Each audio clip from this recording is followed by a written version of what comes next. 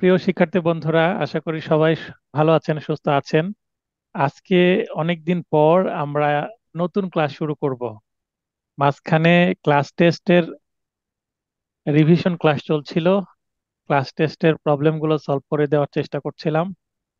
তো মনে হচ্ছে অনেক দিন নতুন ক্লাস আমরা করিনি, এরকম মনে হচ্ছে। তো আজকে আমরা নতুন ক্লাস শুরু করব, কারণ যদি এই মাসে ফর্ম ফিল আপের ডেট দিয়ে দেয়, আমাদের খুব দ্রুত কোর্স কমপ্লিট করতে হতে পারে। সেক্ষেত্রে দেখবেন সিপিসি 1 মাসের জন্য আমি রুটিন সেট করেছি। হয়তোবা সিপিসি তখন 3 সপ্তাহ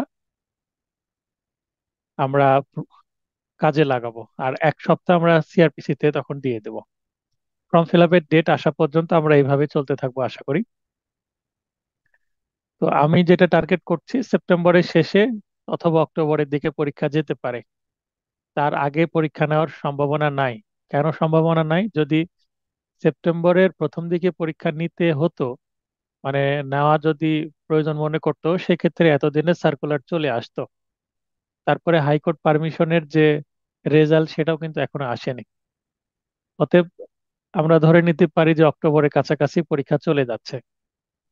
অতএব আমাদের খুব আগেও কোর্স কমপ্লিট হবে না, আবার ডিলেও হবে না। নির্দিষ্ট সময়ের মধ্যে কোর্স কমপ্লিট করব। এর আগে খুব আগে কোর্স কমপ্লিট করে বারবার রিভিশন করেও খুব একটা লাভ হয়নি।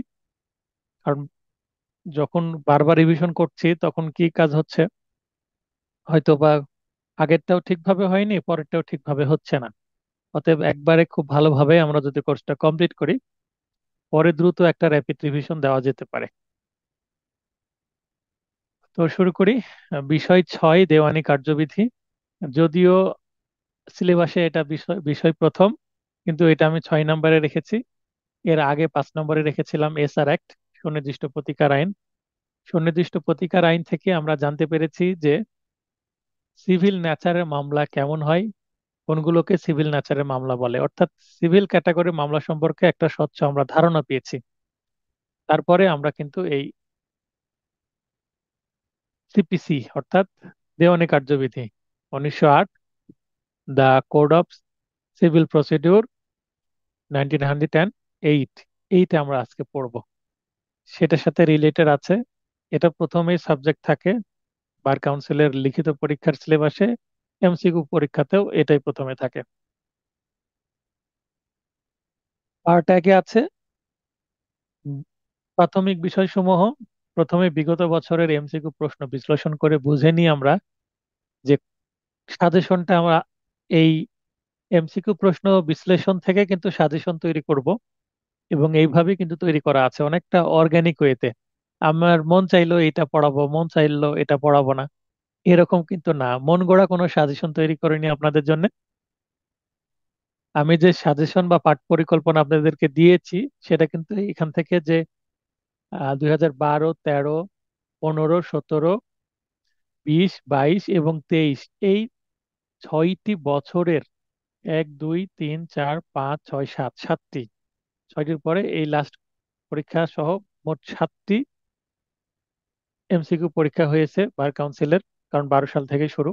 এই 7টি এমসিকিউ প্রশ্নের প্রশ্ন বিশ্লেষণ করলে আমরা দেখতে পাই যে কোথা থেকে প্রশ্নটা এসেছে, কোন ধারা থেকে এসেছে।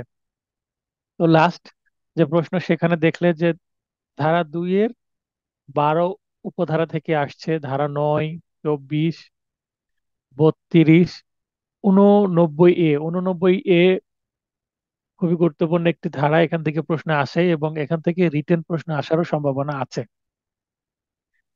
ধারা 91, ধারা 115, 115 থেকে 2টা প্রশ্ন আসছে, তার মানে গুরুত্বপূর্ণ সেকশন। তারপরে 151, 152, এগুলো ধারা থেকে প্রশ্ন। তো আমরা ধারা থেকে প্রশ্নগুলো দেখছি। তো এখানে যদি দেখি যে ধারা থেকে প্রশ্ন আসছে টোটাল 10টি, এবং আদেশ থেকে প্রশ্ন আসছে আবার 10টি। আদেশ থেকে আদেশ 1-এর বিধি 8 থেকে আসছে, আদেশ 7-এর বিধি 9 এবং বিধি 11, মানে 2টা বিধি থেকে প্রশ্ন আসছে। আদেশ 9 থেকে বিধি 13 এ, আবার আদেশ 9 থেকে বিধি 13 এ, অর্থাৎ একই বিধি থেকে 2টি প্রশ্ন রিপিট হয়েছে একই সালে। তাহলে কত গুরুত্বপূর্ণ একটা বিধি। আদেশ 11 থেকে বিধি 1, আদেশ 12 থেকে বিধি 6, আদেশ 14 থেকে বিধি 1 এবং আদেশ 14 থেকে আবার বিধি 5। তার মানে আদেশ 14 থেকে দুইটি প্রশ্ন এসেছে দুইটা বিধি থেকে। এবং আদেশ 17 বিধি 1, আদেশ 17 বিধি 1 ঠিক একই বিধি থেকে আবার দুইটা প্রশ্ন রিপিট হয়েছে। তো এখানে আমরা যেটা বুঝতে পারছি যে আগের প্রশ্ন যদি দেখি যে ধারা থেকে 10টি, পরিচিতি থেকে একটি এবং আদেশ থেকে 9টি, মোটামুটি ধারা এবং আদেশের মধ্যে একটা ব্যালেন্স আছে। 50-50, 50 সেকশন থেকে আসছে এবং 50 আসছে অর্ডার থেকে। তো এরকমই আমরা দেখছি, আগের গুলো যদি আমরা দেখি এরকমই পাই। তো প্রথমে যে 14 সালের প্রশ্ন, 12 সালের প্রশ্ন, এখানে 24টা প্রশ্ন এসেছিল, 24টা। কিন্তু তারপর থেকে পরের সালে একটি কম, 19টা এসেছিল। আর এখন বলতে গেলে এই লাস্ট 3টা পরীক্ষা যদি আমরা দেখি তে মোটামুটি 20টা যে সিলেবাসে আছে 20টা প্রশ্নই সিপিসি থেকে আসে। তাহলে আমরা এই ধারাবাহিকতায়, এই বিশ্লেষণ থেকে একটা জিনিস স্পষ্ট যে নেক্সট যে পরীক্ষাটা হবে সেখানে আশা করি সিপিসি থেকে 20টা যে সিলেবাসে পরীক্ষা প্রশ্ন আছে সেই আশা করি 20টাই আসবে। কম বা বেশি আসার সম্ভাবনা খুবই কম, এক্সেপশন হতেই পারে দু একটা। আর আদেশ এবং বিধি আমাদের সমান গুরুত্ব দিতে হবে ধারার সাথে সাথে। শুধু ধারা পড়বো তাহলে হবে না, আসলে ধারাটা খুব কমই আছে। যেমন সাক্ষ্য আইনে কতগুলো ধারা আছে, 150-র মতো ধারা আছে, তার মধ্যে আমরা 100-র মতো ধারা পড়ছি। আর এখানেও কিন্তু এরকম 150-র মতোই ধারা আছে, তার মধ্যে আমরা 100-রও কম, 90টারও কম ধারা পড়বো। আর কতগুলো আদেশের কতগুলো বিধি পড়বো সেটা একটু পরে পরের পৃষ্ঠাতে আমরা দেখতে পাবো। এখান থেকে আমরা যেটা বুঝতে পারি এই চার্ট থেকে, যে রিপিটেশন বা পুনরাবৃত্তি হচ্ছে কোনগুলো থেকে, ধারা 2-এর 2, 2-এর 12, এগুলো থেকে রিপিটেশন হচ্ছে, বারবার রিপিট হচ্ছে ভিন্ন সালের প্রশ্ন। কোনো প্রশ্ন হুবহু রিপিট হচ্ছে, কোনো কোনো প্রশ্ন আবার হুবহু না হয়ে একটু অন্যরকম ভাবে রিপিট হচ্ছে। 9, 10, 11, 15, 24, 38, 48, 58, 89 এ, 91, 96, 107, 114, 115, 151, এই সেকশনগুলো রিপিট হচ্ছে। তার মানে এগুলো আপনাদের পড়া ফরজ, কম্পালসারি পড়তেই হবে এগুলো। তারপরে আদেশের মধ্যে আদেশ 1, 6, 7, 8, 17, 18, 21, 26, 33, 38, 39, 41, 43 এবং 47, এগুলো পড়া আপনাদের জন্য ফরজ বা কম্পালসারি। বলে রাখা ভালো, 23 সালে যে আমার সিপিসি অংশ যে নোট, এখান থেকে 20-এ 20টি প্রশ্নই কমন ছিল। সিপিসি সবাই বলে খুব কঠিন সাবজেক্ট। কঠিন কেন? কারণ এটার উপস্থাপনা হয়তো বা আপনার কাছে কঠিন করে করা হয়েছে। কখন আপনি ইউনিভার্সিটি বা ল কলেজে যখন পড়েছেন, সিপিসিটাকে আপনি নিজে গুরুত্ব দেননি, টিচাররা হয়তো বা দুর্বোধ্যভাবে পড়িয়েছে। আবার শুনে এসেছেন যে সিপিসি কঠিন একটা সাবজেক্ট, দেওয়ানি কার্যবিধি কঠিন একটা সাবজেক্ট, সিভিল মামলা বোঝা দুর্বোধ্য, খুবই কঠিন। কিন্তু সত্যি কথা বলতে গিয়ে আমার সিভিলই ভালো লাগছে এখন। নতুন আইনজীবী হিসাবে আমি কয়েক বছরের প্র্যাকটিস থেকে এটা অনুভব করছি, সিভিল প্র্যাকটিস করা একটা সেফ। যেমন আগামীকালকে একটা বড় মামলার আমার জামিন শুনানি আছে মিস কেসে, মনের মধ্যে একটু টেনশন কাজ করছে যে কাল যদি জামিন হয় ভালো, একটা ভালো পেমেন্ট পাওয়া যাবে, এটা একটা যেমন ভালো জিনিস। কিন্তু একটা মানসিক চাপ কাজ করে, কালকে জামিনটা আমাকে পেতেই হবে। আর যারা আসামি পক্ষের লোকজন, তারা বারবার ফোন দিয়ে, স্যার কালকে জামিন হবে তো? জামিন তো আমার হাতে না, জামিন বিচারকের হাতে, তিনি দিবেন কিনা। আমি চেষ্টাটা সর্বোচ্চ করব, এই হচ্ছে বিষয়। তো না না, আবার জামিন না হলে অনেক সমস্যা হয়, মানে অনেকে মামলা নিয়ে চলে যায়, অপমান করে, এরকম হয়। বিশেষ করে নতুন আইনজীবী হিসেবে ক্রিমিনাল প্র্যাকটিস করা টাফ। তবে প্রপারলি প্র্যাকটিস করলে, কিছু ইথিক্স মেনে চললে আপনাকে সম্মান দিবে সবাই। তো আমি যেটা বলছিলাম, সিভিল যদি প্র্যাকটিস করা হয়, আপনাকে এসআর অ্যাক্ট, সিপিসি যদি ভালোভাবে বুঝেন, তাহলে খুব সেফ জোন। কারণ এখানে জামিনের কোনো ঝামেলা নাই। মামলা করলেন, দীর্ঘদিন পরে কি হবে, একটা ডিক্রি হবে, হবে কি হবে না সেটা পরের বিষয়। কিন্তু আপনি যদি বাদীপক্ষে মামলা নেন, মামলা ফাইলিং এর সময় গুরুত্বের সাথে করেন, ডেফিনেটলি আপনি মামলার মেরিট থাকলে জিতবেন। কারণ ডকুমেন্ট কথা বলবে, আইনজীবীর খুব একটা এখানে কিছু করার থাকে না। যেগুলো জটিল মামলা সেগুলো করার থাকে। ছোট ছোট মামলা আমার পুরো প্রবলেম হচ্ছে না, জটিল মামলায় কিছু সিনিয়রদের পরামর্শ নিচ্ছে, হয়ে যাচ্ছে। এই কথাটা আপনাদের কেন বলছি, একটু অভয় দেওয়ার চেষ্টা করছে। সিপিসি কিছুই না, সহজই একটা জিনিস, অন্য আইনের মতন। আমার নোট থেকে যদি 20-এ 20টা কমন থাকে, তাহলে আমি অন্তত সিপিসি কে বুঝেছি। সত্যি কথা বলতে কি, আমি যখন বার কাউন্সিলের পরীক্ষার প্রস্তুতি নিচ্ছিলাম, শিক্ষানবিশ আইনজীবী, ওই সময় সিপিসিটা আমি বলতে গেলে লাস্টে 1 সপ্তাহ মাত্র পড়েছি। তার আগে আমি টার্গেটে ছিল আমি 80 নম্বরের প্রস্তুতি নিব, সিপিসি আমি পড়বই না, এরকম একটা সাংঘাতিক সিদ্ধান্ত নিচ্ছিলাম।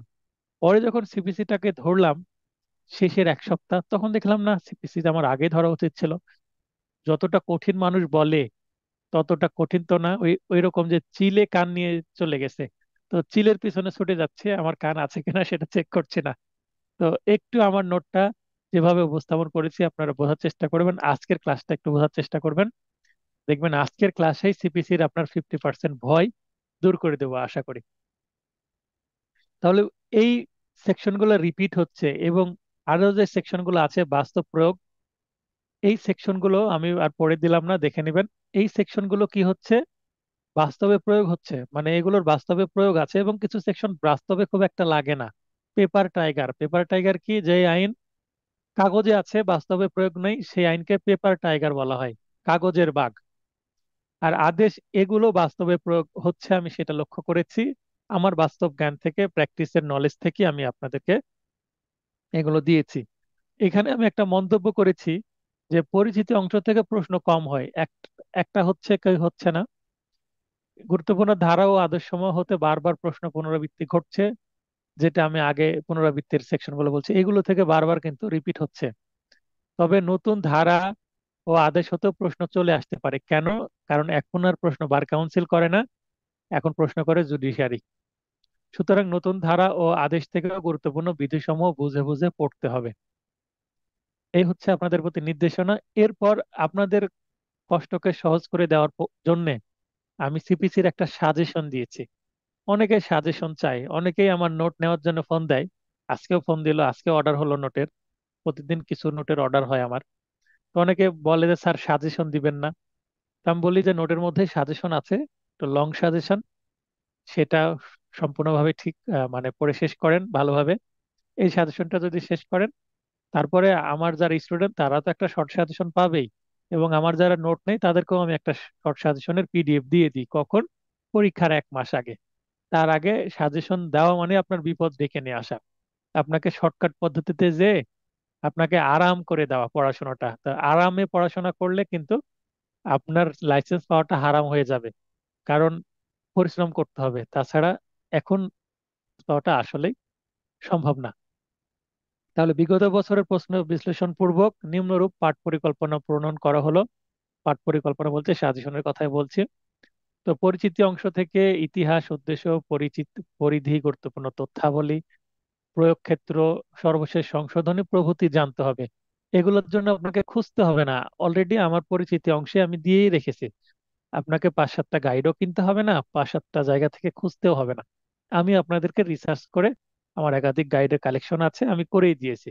আপনার অন্তত 1 সপ্তাহের কাজ আমি কমিয়ে দিয়েছি এই পরিচিতি অংশের রিসার্চটা আমি নিজে করে। এখানে ধারা আমি কিছু রিকমেন্ড করেছি। মোট সিপিসি থেকে 68টা ধারা, এবং দেওয়ানি আদালত আইন 2021 সালে 3টা সেকশন সংশোধন করা হয়, 18, 19, 21, এই 3টা সেকশন সহ মোট 71টি সেকশন পড়তে হবে। তাহলে আমরা সিপিসির মধ্যে আরো একটা আইন পড়বো, সেটা কি, দেওয়ানি আদালত আইন, দ্য সিভিল কোর্টস অ্যাক্ট।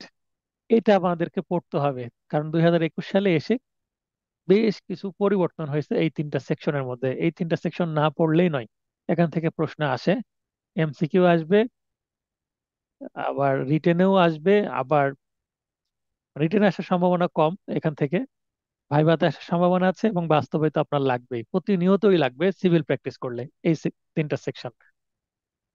তো এবার এটাগুলো ধারা সংক্রান্ত 71টি ধারাকে আমি রিকমেন্ড করছি। আমি আপনাকে উপরের দিকে বলছিলাম যে 100টিরও কম, 90টির মতো পড়বো, তো এখানে 71টি মাত্র, যেখানে টোটাল 151টি সেকশন আছে সিপিসিতেই।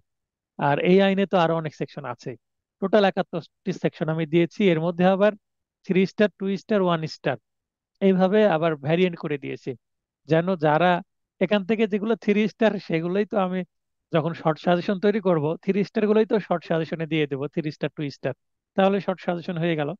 মানে আমি গোপন কিছু রাখছি না, কোনো জাদু নেই, কোনো দৈব শক্তি নেই।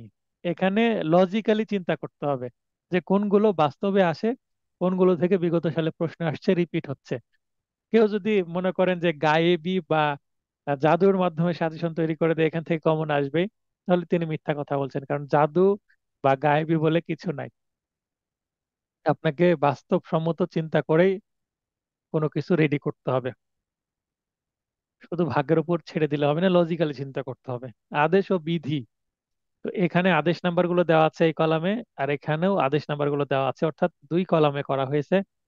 আদেশ এক থেকে বিধি পড়তে হবে 1, 3, 8, 2 থেকে শুধু 3 একটা মাত্র বিধি। দেখেন এইভাবে, এই আদেশ থেকে এই বিধিগুলো এবং এই আদেশ থেকে এই বিধিগুলো পড়তে হবে। 3 স্টার গুলো অ্যাটলিস্ট পড়তেই হবে, 2 স্টার গুলো পড়তে হবে। 1 স্টার যদি বাদ দিতে চান তো দেন, তবে অ্যাটলিস্ট একবার অন্তত রিডিং পড়েন। তাহলে 1 স্টার একবার পড়বেন, 2 স্টার গুলো 2বার ভালো করে পড়বেন, 3 স্টার গুলো 3বার ভালো করে পড়বেন। আমি আবারও বলছি, 1 স্টার দেওয়া ধারা এবং বিধিগুলো একবার পড়বেন অন্তত, 2 স্টার গুলো 2বার পড়বেন, 3 স্টার গুলো অন্তত 3বার পড়বেন। তাহলে পড়াটা কমপ্লিট হবে। 1 স্টার 2 স্টার 3 দেওয়ার কারণ এটাই, গুরুত্বটা কম বেশি করা হয়েছে। তাহলে আমরা জানি 50টার মতন কি আছে, আদেশ আছে। সেখান থেকে 36টা আদেশ আমি সিলেক্ট করেছি। এই 36টার মধ্যে থেকে 157টি বিধি বুঝে বুঝে পড়তে হবে। কতটি বিধি আছে আমার নিজেরও জানা নেই, কারণ এই ধরনের যে কিছু কিছু আদেশ আছে, একটা আদেশের মধ্যে 100-র বেশি বিধি আছে, এরকমও কিন্তু আদেশ আছে, বড় বড় আদেশ। তো আমি সব মিলে 157টি বিধির এখানে নিয়ে আসছি। এবার আমরা এখানে দেখতে পাচ্ছি এই জায়গা থেকে যে এর আগের আইনগুলোতে শুধু ধারা দিতাম, এখানে ধারাও আছে আবার আদেশ ও বিধিও আছে। তার মানে আমরা বুঝতে পারছি এই আইনটা আসলে দুই ভাগে বিভক্ত, প্রধান দুইটা ভাগ আছে এই আইনের। প্রথম ভাগ হচ্ছে কবিতার মতন সংক্ষেপে লেখা আছে, আর দ্বিতীয় ভাগ, প্রথম ভাগে ধারা আছে, ধারাতে মূল জিনিসগুলো বলা আছে। যেমন মনে করেন যে খিচুড়ি রান্না করতে কি কি লাগে, যদি এই কথা বলা হয় যে উপকরণ কি কি লাগে, চাল লাগবে, ডাল লাগবে, তেল লাগবে, লবণ লাগবে, অন্যান্য মশলা লাগবে, এটসেট্রা। তো এই 5-7টা আইটেম আপনাকে লিস্ট করতে হবে যে এগুলো খিচুড়ি তৈরি করতে লাগে। তাহলে জাস্ট এই তথ্যটাই তো যথেষ্ট নয় খিচুড়ি রান্না করার জন্য। কিভাবে তৈরি করতে হবে এটা একটা বড় প্রশ্ন, অর্থাৎ রন্ধন প্রণালী বা রেসিপি, কিভাবে এটা তৈরি হবে, প্রণালীটা কি, হাউ, ম্যানারটা কি, প্রসিডিউরটা কি। তো প্রসিডিউর বা প্রণালী বা কিভাবে তৈরি করব খিচুড়িটা, তো সেইটা যেমন আহ, অনেক সময় আমরা এখন অনেক ভিডিও, রান্নার ভিডিও দেখি, বলে দেয় এইভাবে প্রথমে এটা করতে হবে, এটা করতে হবে। এই যে প্রসিডিউর, এই আইনটার নামও কিন্তু the code of civil procedure, মানে পদ্ধতি বলে দেওয়া আছে। ধারার মধ্যে অ্যাকচুয়ালি পদ্ধতি নাই, ধারার মধ্যে পদ্ধতিকে বোঝার জন্য প্রথমে কিছু এলিমেন্টারি বিষয় দিয়ে দেওয়া আছে এবং মূল বিষয়গুলো সংক্ষেপে আলোচনা করা আছে। আসলে এই আইনের মধ্যে আছে কি, ধারার মধ্যে সেই আইনটা বলে দেওয়া আছে, অর্থাৎ কি কি আছে, খিচুড়ি তৈরি করতে যা যা লাগে এলিমেন্ট, সেই এলিমেন্ট গুলো ধারার মধ্যে আমরা পেয়ে যাব এই আইনের, মানে বেসিক জিনিসগুলো পেয়ে যাব। এখন খিচুড়িটা রান্না করব কি করে, চালটা ধুতে হবে, তারপরে কি কি করব, এই জিনিসগুলো পদ্ধতিগুলো বলা আছে কিন্তু আদেশ ও বিধির মধ্যে। তো এখানে খিচুড়ি দিয়ে উদাহরণ দিয়ে আপনাদের বোঝানোর চেষ্টা করলাম যে উপাদানের যে লিস্ট বা তালিকা, এইটা হচ্ছে ধারার ম্যাটার্স। ধারায় বলে দিবে যে এই আছে এই আইনের মধ্যে, এগুলো এই আইনের উপাদান। আর আদেশ ও বিধির মধ্যে বলে দেওয়া আছে উপরে যে ধারাতে যে জিনিসগুলো আপনি জানলেন, সেইটা আপনার আদেশ ও বিধিতে কিভাবে এটা কাজে লাগাবেন। একটা মামলা কিভাবে হবে, কোথায় করতে হবে, মামলার মধ্যে কি কি থাকবে, মামলা করার পরে তারপর কি হবে, সমন দিতে হবে, সমনের পর বিবাদী আসবে কি আসবে না, আসলে কি হবে, না আসলে কি হবে, বা আসার পরে যদি আপোষ হয়ে যায় তাহলে কি হবে। এই ডিটেল জিনিসগুলো কোথায় পাবো আমরা, আদেশ ও বিধির মধ্যে পাবো। এটা ধারার মধ্যে বলা নাই, কারণ ধারাতে আছে সংক্ষিপ্ত ভাবে, আর আদেশ ও বিধিতে ডিটেইলে দেওয়া আছে কি করতে হবে, রেসিপিটা দেওয়া আছে, প্রণালীটা দেওয়া আছে, প্রসিডিউরটা দেওয়া আছে। তাহলে মূল প্রসিডিউরটাই কিন্তু আদেশ ও বিধিতে আছে। এই এই বক্তব্য, এই যে খিচুড়ি দিয়ে যে উদাহরণটা দিলাম আমি, এই বক্তব্যটাকে কে বুঝতে পারেননি এখনই প্রশ্ন করেন। কারণ এই বক্তব্য যিনি বুঝতে পারেননি যে আমি খিচুড়ি রান্না করতে কি কি লাগবে সেটা ধারায় বলা আছে, এবং মানে উপাদান কি কি আছে সেটা, আর কিভাবে রান্না করতে হবে রেসিপিটা বা প্রণালীটা বলা আছে আদেশ ও বিধিতে। এই যে উদাহরণ দিয়ে বোঝানোর চেষ্টা করলাম, এইটা যার মাথায় ঢোকেননি সে এখনো সিপিসি বুঝার জন্য বা সিপিসির পরবর্তী ধারাগুলো বা আদেশ বিধি পড়ার জন্য কিন্তু ব্রেন রেডি না। তো কেউ যদি প্রশ্ন করতে চান এইটা বোঝার জন্য যে আসলে এই আইনটাকে কেন দুই পার্টে ভাগ করা হলো, আদেশ বিধি পরের দিকে রাখলো এবং ধারা প্রথম দিকে রাখলো কেন, এটার উত্তর যদি এখনো বুঝতে না পারেন প্রশ্ন করেন। কারণ এই প্রশ্নের উত্তর দেওয়ার পরেই আমি প্রসিড করব বা অগ্রসর হব। এটা না বোঝা পর্যন্ত অগ্রসর হলে আপনারা বুঝতে পারবেন না আইনটাকে। আমি লাইনে আসার জন্য অনুরোধ করব মোহাম্মদ আলী, ইউএসএ থেকে ক্লাস করছেন। মোহাম্মদ আলী, সম্ভব হলে আপনি একটু লাইনে আসবেন দয়া করে। মোহাম্মদ আলী, আপনাকে লাইনে আসার সুযোগ দিয়েছি, আপনি লাইনে আসবেন যদি আপনি শুনতে পেয়ে থাকেন। আশা করি শুনছেন। যদি ফোনের কাছে থাকেন সম্ভব হলে লাইনে আসবেন। আপনার মাইক্রোফোনও অ্যাটাচ করা আছে আমি বুঝতে পারছি। আপনাকে আসার সুযোগ দিচ্ছি।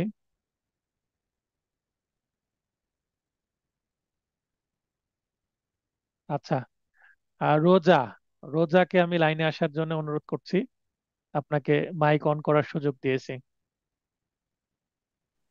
Bueno, soy calafila y de gorbe con de la idea de hoy. হ্যাঁ। Ay, gola মোহাম্মদ আলী সাহেব, de আপনাকে আমি শুনতে পাচ্ছি। আসসালামু আলাইকুম। gotas que me ha quedado ya tan algo que esperta me da la mano. Mohammad Ali সাহেব, আপনাকে শুনতে পাচ্ছি। আসসালামু আলাইকুম।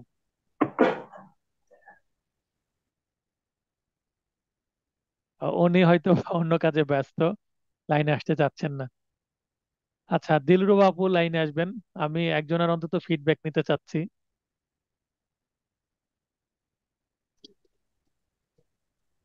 হ্যালো স্যার, আসসালামু আলাইকুম। হ্যাঁ, ওয়ালাইকুম আসসালাম। তাহলে আমরা মুসলমান হিসাবে আমাদের পবিত্র গ্রন্থ আছে কোরআন শরীফ, হ্যাঁ।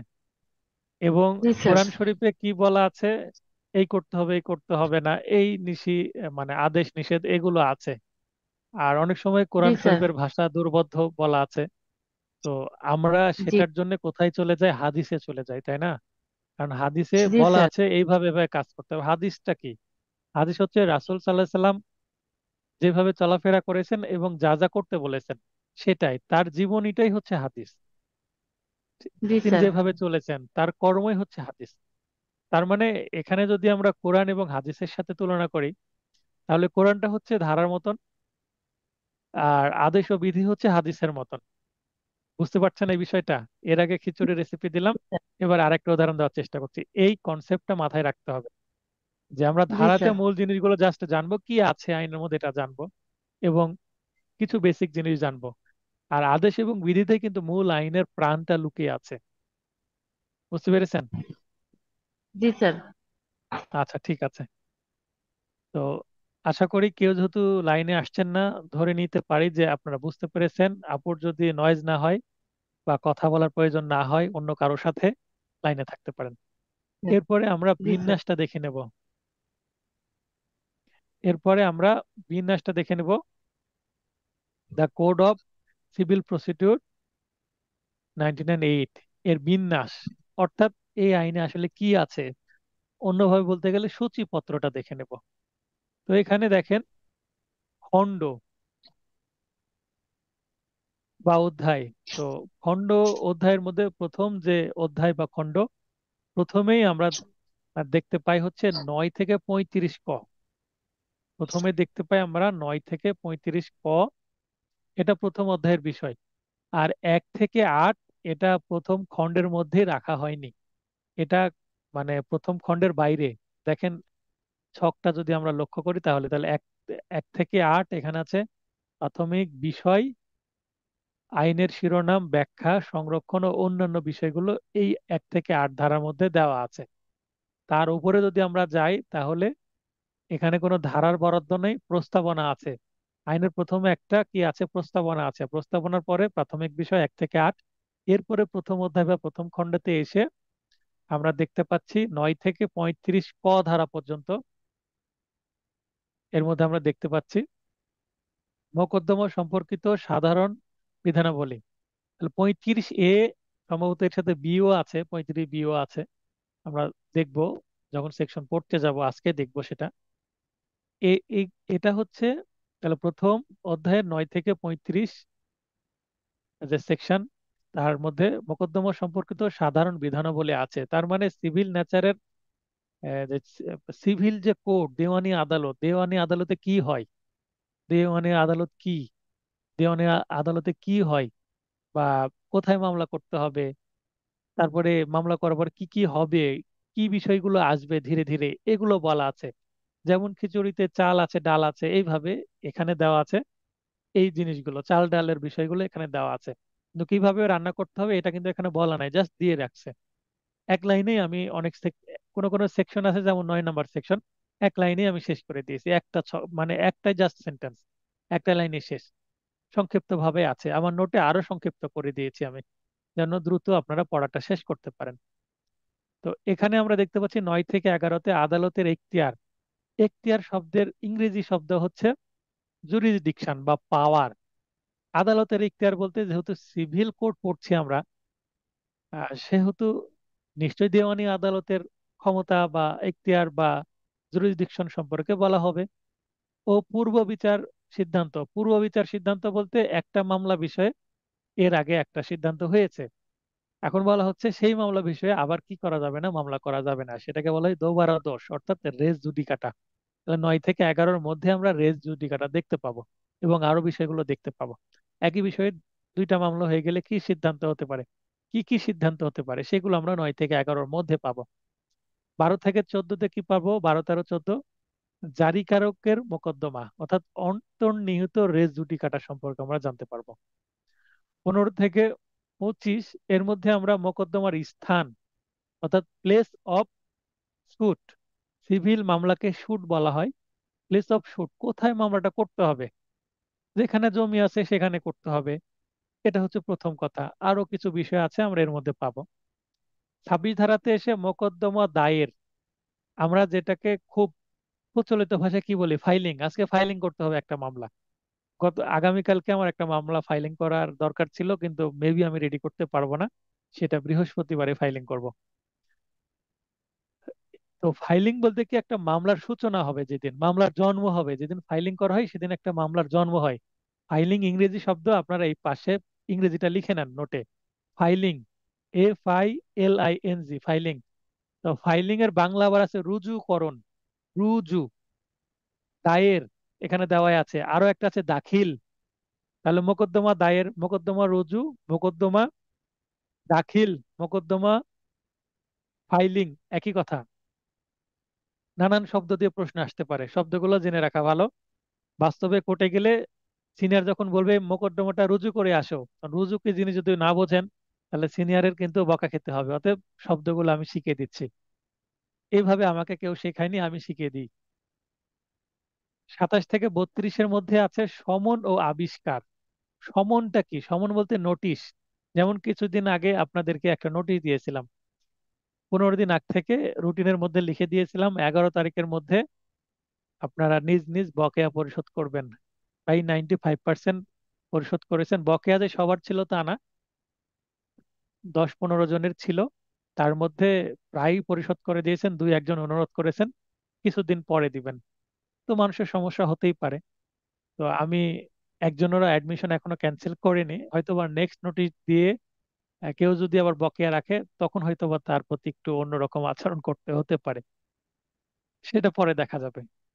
তো এই যে সমন মানে নোটিশ, নোটিশেরই এই কোর্টের যে ভাষা সেটাকে বলে সামন, SUMMON, সামন। আমার সেকশনের মধ্যে পাবো, ইংলিশটাও পাবো। তো সমন বলতে নোটিশ।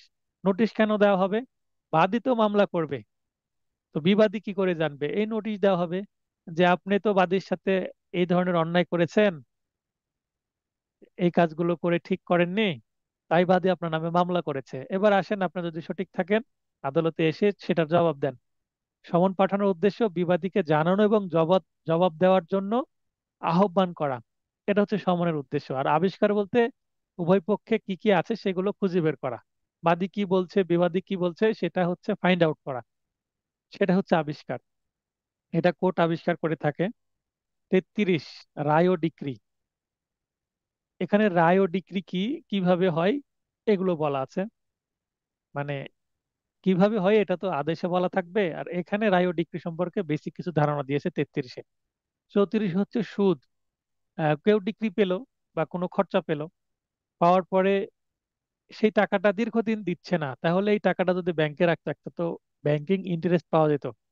আপনি একটা মামলায় 5 লক্ষ টাকা ডিক্রি পেয়েছেন, এই টাকাটা যদি সঙ্গে সঙ্গে দিয়ে দেওয়া হয়, তাহলে তো আপনি উপকৃত হবেন। সেটা যদি ব্যাংকে রাখেন, তো 2 বছরে অন্তত এখান থেকে একটা আপনার অ্যামাউন্ট, ইন্টারেস্ট বা সুদ পাবেন।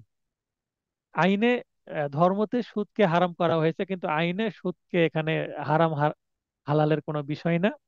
এটা একটা বিজনেস প্রসিডিউর। আপনার টাকা আছে, ব্যাংকে রাখলে সেটা বাড়বে।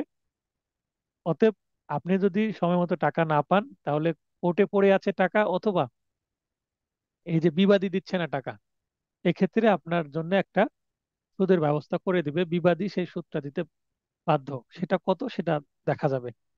35 থেকে 35 এর মধ্যে খরচা দিয়ে, মানে কস্ট। এখানে আপনারা লিখে রাখতে পারেন COST, কস্ট। কস্ট বলতে এই মামলা চালাতে, ইওর অনার আমার এত টাকা খরচ হয়ে গেছে, এটা যেন বিবাদী আমাকে তুলে দেয়।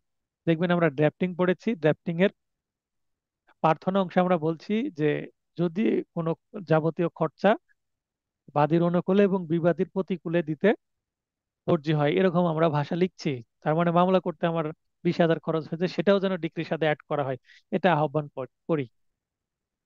যেমন কিছুদিন আগে একটা মামলায় আমি মামলা করেছি, দলিল সংশোধন, দলিল বাতিলের মামলা।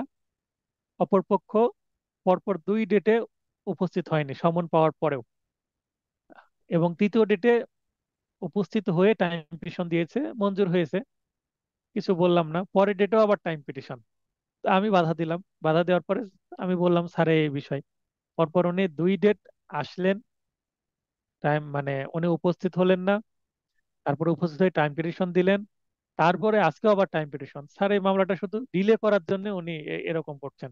ওনার কোনো ডকুমেন্ট তোলার বিষয় আছে বলে মনে হয় না। ওনার কি ডকুমেন্ট দরকার বল, আমার থেকে নিতে বলেন, কারণ বিবাদী পক্ষের যে ডকুমেন্ট সেগুলো আমার কাছে আছে। এভাবে আমি যখন কোর্টকে অ্যাপ্রোচ করলাম, কোর্ট 500 টাকা ওনাদেরকে কি করলেন, কস্ট করলেন। পরের ডেটে বলা হলো যে ওনার আদেশ দিয়েছে, তো এই আদেশে গ্রহণ হবে বলছে। সরি, অপরপক্ষ বিবাদী পক্ষ জবাব দিয়েছেন, তো জবাবের লিখে দিয়েছে কোর্ট যে 500 টাকা খরচা বাদী পক্ষকে দিলে এটা গ্রহণ করা হবে। তো ওনারা খরচা দিয়ে দিলেন, আমার যিনি বাদী তাকে দিয়ে দিলাম। তো এটা হচ্ছে খরচা, মানে অহেতুক ডিলে করলে এটাকে কস্ট বলে, খরচা বলে, এটা দিবে। এটা কি শুধুমাত্র বাদী পক্ষ পায়, বিবাদী পক্ষ দেয় না? উভয় পক্ষই। অনেক সময় বাদী পক্ষ একটা মামলা ডিলে করছে, কারণ বিবাদী পক্ষ যদি আপত্তি তোলে, বিবাদী পক্ষ আবার বাদী পক্ষটাকে টাকা পেতে পারে। তাহলে কস্ট হচ্ছে মামলা ডিলে করলে বা অহেতুক যদি কোনো কি চাওয়া হয়, অ্যাডজর্নমেন্ট বা মুলতবি চাওয়া হয়, সেক্ষেত্রে কিন্তু ওই পক্ষকে কস্ট করবে এবং টাকাটা অপর পক্ষকে দেওয়া হবে। এখন যদি কোনো সময় দুই পক্ষই যদি টাইম পিটিশন দেয়, মুলতবি চায়, তখন দুই পক্ষকে যদি কস্ট করা হয়, টাকাটা কোথায় যাবে? টাকাটা তখন সরকারি কোষাগারে যাবে, কোর্ট, কোর্টে জমা থাকবে, কোর্ট থেকে কর্মচারী গিয়ে চালানের মাধ্যমে সরকারি কোষাগারে দিয়ে দিবে। এই হলো কস্ট বিষয়ে গল্প। প্রথম অধ্যায়ে আমরা এটা দেখব। আজকে আমরা যেহেতু প্রথম অধ্যায় পড়ব, আমরা দ্বিতীয় অধ্যায় বিষয়ে নেক্সট ক্লাসে আবার বিন্যাসটা পড়ব। আর আপনারা নিচ থেকে পড়ে নেবেন। তাহলে প্রথম অধ্যায়ের আমরা বিন্যাসটা দেখব, দেখলাম। আজকে আমরা প্রথম অধ্যায়টা পড়ে আগে শেষ করে ফেলি, তারপরে বিন্যাসের অপর অংশটুকুতে যাব আমরা। এবং অন্যান্য যদি আপনারা দেখেন, তাহলে কি কি আছে CPC তে আপনারা দেখতে পাবেন, আপনারা নিজেরা পড়ে নেবেন। আর নেক্সট ক্লাসে আমি পরের অংশটুকু পড়বো বিন্যাসের, নাহলে ক্লাসটা শেষ করতে পারবো না। দেওয়ানি আদালতের কার্যপদ্ধতি বা ফ্লোচার্ট। এই যে কার্যপদ্ধতি আমরা দেখছি, এটা বেসিক্যালি আদেশ বা অর্ডারের উপর ভিত্তি করে। অর্থাৎ এবার আমরা প্রণালী বা রেসিপিতে যাচ্ছি। সংক্ষেপে আপনাকে এক পলকে দেখিয়ে দিচ্ছি আসলে সিভিল কোর্টে ঘটনাটা ঘটে কি, কোথায় কোথায় যেতে হয়, কি হয়, এই ফ্লো চার্টের মধ্যে দেওয়া আছে। এটা একটা কমপ্লিট ফ্লো চার্ট। আমি অনেক ফ্লো চার্ট দেখেছি, অনেক জায়গায় আছে, অনেক বই আছে, কিন্তু আমি যেটা দিয়েছি একেবারে কমপ্লিট। যেমন এই যে মাঝখানে যে বিষয়টা, এটা আমি কোনো বইয়ে কোথাও পাইনি, কিন্তু বাস্তবে আমি যেটা পেয়েছি এই মাঝখানের অংশটুকু দিয়েছি। তো আমরা ফ্লো চার্টে চলে যাই। প্রথমে ধাপ 1 আদেশ 4 অনুসারে, ব্র্যাকেটে আদেশ 4-এ কিন্তু এই ধাপ 1-এর কথা বলা হয়েছে। তো ধাপ 1-এর বিষয়বস্তু কি? সেরেস্তাদারের নিকট মোকদ্দমা দায়ের, মানে ফাইলিং করা। ফাইলিং কিন্তু কোর্টে হয় না, কোথায় হয়? সেরেস্তাদারের কাছে দিয়ে দিতে হয়। সিভিল যে কোর্ট, সেখানে কোর্ট রুমকে, কোর্ট রুমের বাংলা হচ্ছে এজলাস কক্ষ। কোর্ট রুম বাংলা এজলাস কক্ষ। এজলাস কক্ষে মামলা ফাইলিং হয় না। মামলা কোথায় ফাইলিং হয়? এজলাস কক্ষের আশেপাশে আরেকটা রুম থাকে, যেখানে এই রেকর্ড গুলো থাকে, মামলা নথিগুলো থাকে। এবং সেখান থেকে যেদিন যেই মামলাটা হবে শুনানি, সেই মামলাটা নিয়ে এসে দেওয়া হয় এজলাসে। এবং ওই মামলা, ওখানে সেরেস্তাদার থাকে, তাকে হেল্প করার জন্য হয়তো বা কোনো কর্মচারী থাকে। তো সেরেস্তাদার অ্যাকচুয়ালি মামলাটাকে দেখভাল করেন, এবং তার কাছে এই মামলা তৈরি হয়। আবার ডিক্রিটা সেরেস্তাদারই তৈরি করেন, মানে যেখানে জন্ম সেখানেই কিন্তু আবার এসে শেষ হয়। মাঝখানের প্রসিডিউর শুধু কোর্টে এজলাসে হয়, আর অন্যান্য কিছু কিন্তু সেরেস্তাদারের হাতে হয়। তাহলে মামলা ফাইলিং সেরেস্তাদারের হাতে হবে, এবং মামলা ডিক্রিটাও আবার সেরেস্তাদারই লিখেন। কিসের ভিত্তিতে লিখেন? কোর্ট যে আদেশ বা জাজমেন্ট দেয় তার উপর ভিত্তি করে লিখেন। তাহলে সেরেস্তাদারের কাছে আপনি কি দিলেন?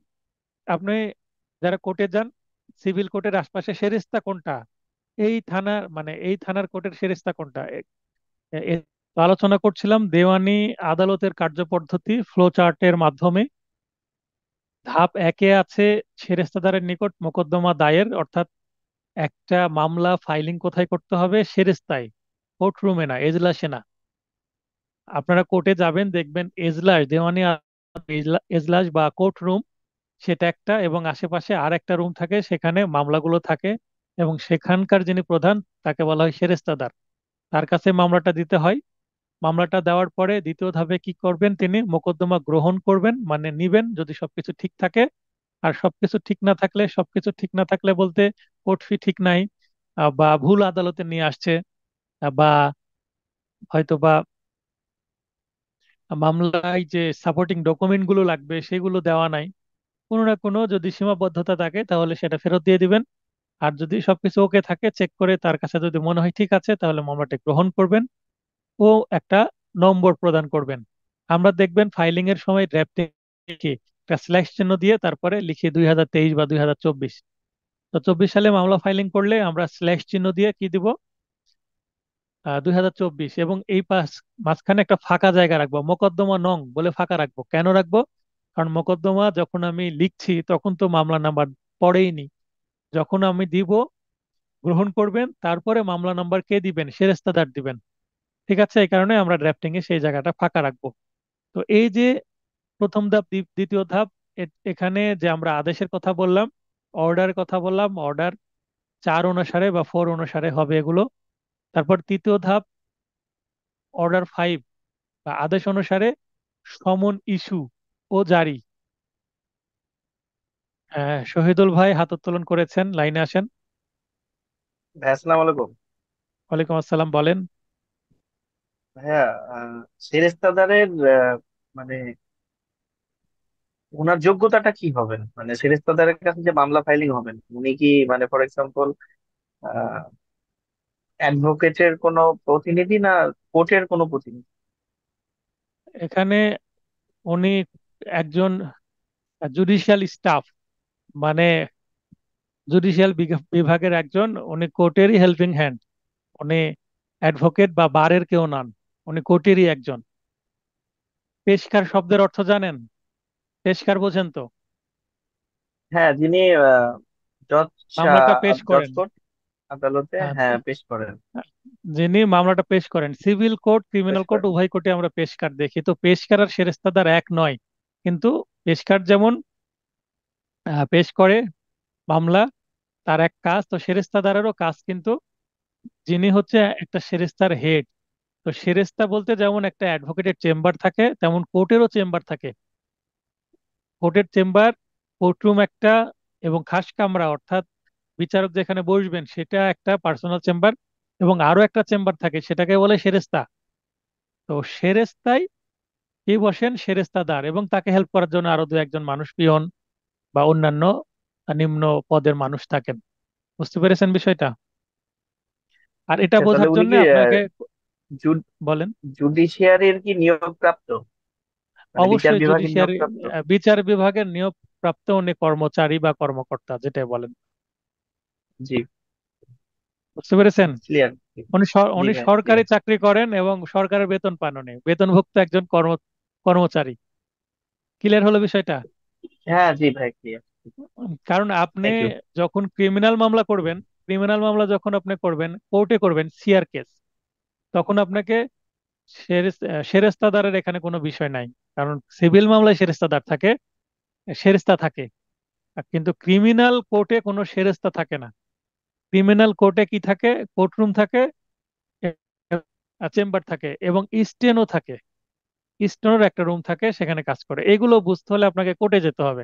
কোর্টে যেয়ে তাদের সাথে পরিচয় হয়ে আসবেন, ঠিক আছে? তাহলে বুঝতে পারবেন, জি স্ট্রাকচারটা অবশ্যই। বুঝতে পারবেন। এগুলো একেবারে সো প্র্যাকটিক্যাল ম্যাটার্স। এগুলো যদি বোঝাতে যাই, আপনাকে কোর্টের ভিডিও দেখে দেখে বোঝাতে হবে। কোর্টে যাবেন, এই ধরনের মানুষদের সাথে পরিচয় হবেন। বা আপনি যদি আমার রাজশাহী কোর্টে আসেন, আমি নিজে পরিচয় করিয়ে দিব। একজন অ্যাডভোকেটকে সাথে নিয়ে আপনি ঘুরবেন, তাহলে এই জিনিসগুলো স্ট্রাকচার বুঝতে পারবেন, ঠিক আছে? জি অবশ্যই তো ভাই, থ্যাংক ইউ। এরকম সেট আপ থাকে, যেমন একটা ফ্ল্যাটে বেডরুম থাকে, কিচেন থাকে, টয়লেট থাকে, কমন স্পেস থাকে, কমন রুম থাকে, লিভিং রুম থাকে, আবার ডাইনিং রুম থাকে। তো এইরকম আলাদা আলাদা সেট আপ থাকে, স্ট্রাকচার এরকম করা থাকে। সিভিল কোর্টের কাজ বেশি, তাই সেরেস্তা বাড়তি একটা ইউনিট। কিন্তু ক্রিমিনাল কোর্টে সেরেস্তা বলে কোনো ইউনিট থাকে না, ঠিক আছে? এগুলো একটু বুঝে নেবেন, প্র্যাকটিক্যাল জিনিস। তবে আমার ইচ্ছা আছে, আপনারা ইন্টারেস্টেড হলে আপনার অ্যাডভোকেট হয়ে যাওয়ার পরে ভাইবার পরে আমি একটা কোর্স নিয়ে আসবো অন্তত 2 মাসের, যে বেসিক যে জ্ঞান প্র্যাকটিসের সেগুলো দেওয়ার জন্য। এখানে কোর্টের পরিচিত থেকে শুরু করে, তারপরে নতুন অ্যাডভোকেটদের যা যা লাগে A to Z, ইভেন একটা ডায়েরি কিভাবে আপডেট করতে হয়, একটা মামলা ডেট কিভাবে কোথা থেকে নিব, A to Z, মানে পাই টু পাই বুঝিয়ে দেব। এরকম আমার একটা ইচ্ছা আছে। তাহলে আপনাদের এই ধরনের প্রশ্নের উত্তর সেখানে আমি দিতে পারবো। তো ধন্যবাদ, প্রশ্ন করলেন বলে একটু ডিপে আমরা জানতে পারলাম। তো এবার সেরেস্তায় দিলাম, মামলা নিলেন উনি, একটা ডেট দিল, মামলা নাম্বার দিলেন এবং একটা ডেটও দিবেন, ধার্য তারিখ দিবেন। তারপরে ওই ধার্য তারিখ কিসের জন্য থাকবে? সমন ইস্যু ওর জারির জন্য। সমন ইস্যু কে করে? সমন ইস্যু কিন্তু সমনটা লিখে কে দেয়? আমরা যারা মামলা ফাইলিং করি, আমরা অ্যাডভোকেটরাই সমনটা লিখি, অথবা আমার হেল্পিং হ্যান্ড যদি কোনো মুহুরি থাকে, তারা সমন লিখে দেয় অ্যাডভোকেটের পক্ষে। এবং সেটা জমা দিলে জাস্ট সেখানে সমনে মামলা নাম্বার এবং কত তারিখে এর ডেট, মানে পরবর্তী ধার্য তারিখ, এটা লিখা হয়। লিখার পরে এইটা যিনি বিচারক, তার তিনি চেক করবেন মামলাটা, যে সবকিছু ঠিক আছে কিনা। চেক করার পরে তখন উনি সমন ইস্যুর জন্য সাইন করবেন।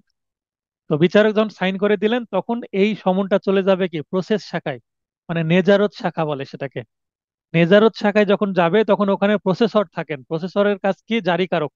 মনে করেন কেউ চা তৈরি করে, আবার কেউ চা কি টি স্টলে যাবেন, যে একজন বা দুইজন তৈরি করছে চা, এবং একজন বা দুইজন চা গুলো কি করছে, সাপ্লাই করছে, সেটাকে সার্ভ সার্ভ করছে, চাগুলো নিয়ে যাচ্ছে। তো এই প্রসেস বলতে এখানে সমনকে বোঝানো হচ্ছে। এইটা প্রসেস শাখায় যাবে, একজন দায়িত্ব পাবে, তাকে বলা হয় প্রসেসর বা জারিকারক। তার দায়িত্ব কি? এই পায়ে হেঁটে পদাতিক সমন নিয়ে যাবেন, অর্থাৎ এই সমনের কপিগুলো বিবাদী বরাবর তিনি নিজে সশরীরে, যেটাকে বলে পদাতিক সমন, পায়ে হেঁটে। এখন তো পায়ে হেঁটে যায় না, প্রত্যেকের কি আছে, মোটরসাইকেল আছে, মোটরসাইকেল করে আসলে যায়। এবং মোটরসাইকেলের তেলের টাকাও বাদীর থেকে তুলে নেয়, যে আপনার মামলা সমন জারি করতে আসছি, আগে বাদীর কাছে যাই, বিবাদীর কাছে না গিয়ে। তখন টাকা নাই বাদীর থেকে। এটা ওপেন সিক্রেট হয়ে গেছে, এটা সম্পূর্ণরূপে অবৈধ এবং ঘুষ। এটা না করলে সমনই জারি হয় না। আমরা খুব বিপদে আছি সিভিল লয়ার যারা, প্রসেস শাখায় টাকা দিতে দিতে পেরেশান আমরা। ওপেন আমি একেবারে বলে দিলাম। তো জারি করুক, কি করবে? জারি করবে। জারি শব্দের ইংলিশ যদি বলি, সার্ভ করা। মনে করেন একজন খাবার তৈরি করলো, আরেকজন খাবারটা পরিবেশন করলো ডাইনিং টেবিলে, বা চাটা একজন আরেকজনের হাতে দিয়ে আসলো, এটাকে বলে জারি করা বা সার্ভ করা। এবং সে রিপোর্ট দেবে, হ্যাঁ আমি অমুক অমুক বিবাদীকে আমি নিজেই সেটা দিয়ে আসছি। এবং কেউ নিতে না চাইলে সেটা লটকিয়ে জারি করে আসবে। কিভাবে জারি করতে হয় এগুলো আমরা কোথায় পড়বো? আদেশের মধ্যে পড়বো। এটা ধারার মধ্যে আমরা এগুলো সংক্ষেপে জানবো, বিস্তারিত জানবো আদেশের মধ্যে, পরবর্তী পার্টে। তো এ হচ্ছে জারি। এরপর আমরা চলে গেলাম যে জারি হলো, সবই জানলো, বিবাদী মামলা বাদী করেছে, বিবাদীর এই মামলায় ইন্টারেস্ট নাই, আসতে চাচ্ছে না, মামলা করেছে করুক, আমি এই মামলা যাবই না। বিবাদী জানার পরে মামলা আসলো না। তাহলে ধাপ 4-এ এসে আদেশ 9 অনুসারে বিবাদী গড় হাজির। গড় হাজির, হাজির মানে কি উপস্থিত হওয়া, এপিআর করা। আর তার আগে গড় যুক্ত করে দিলাম। গড় হচ্ছে একটা খাঁটি বাংলা উপসর্গ। গড় শব্দের অর্থ নো, মানে না। গড় হাজির মানে অ্যাপিয়ার না করা, উপস্থিত না হওয়া, অনুপস্থিত। তো বিবাদী এই মামলায় আসলো না, মানে অ্যাপিয়ার করলো না। তাহলে এবার মাঠ ফাঁকা। যেমন আজকে আর্জেন্টিনা এবং কলম্বিয়ার খেলা হলো, হাড্ডাহাড্ডি লড়াই হলো। কলম্বিয়া তো মেরে সবাইকে ঘায়েল করে দিল।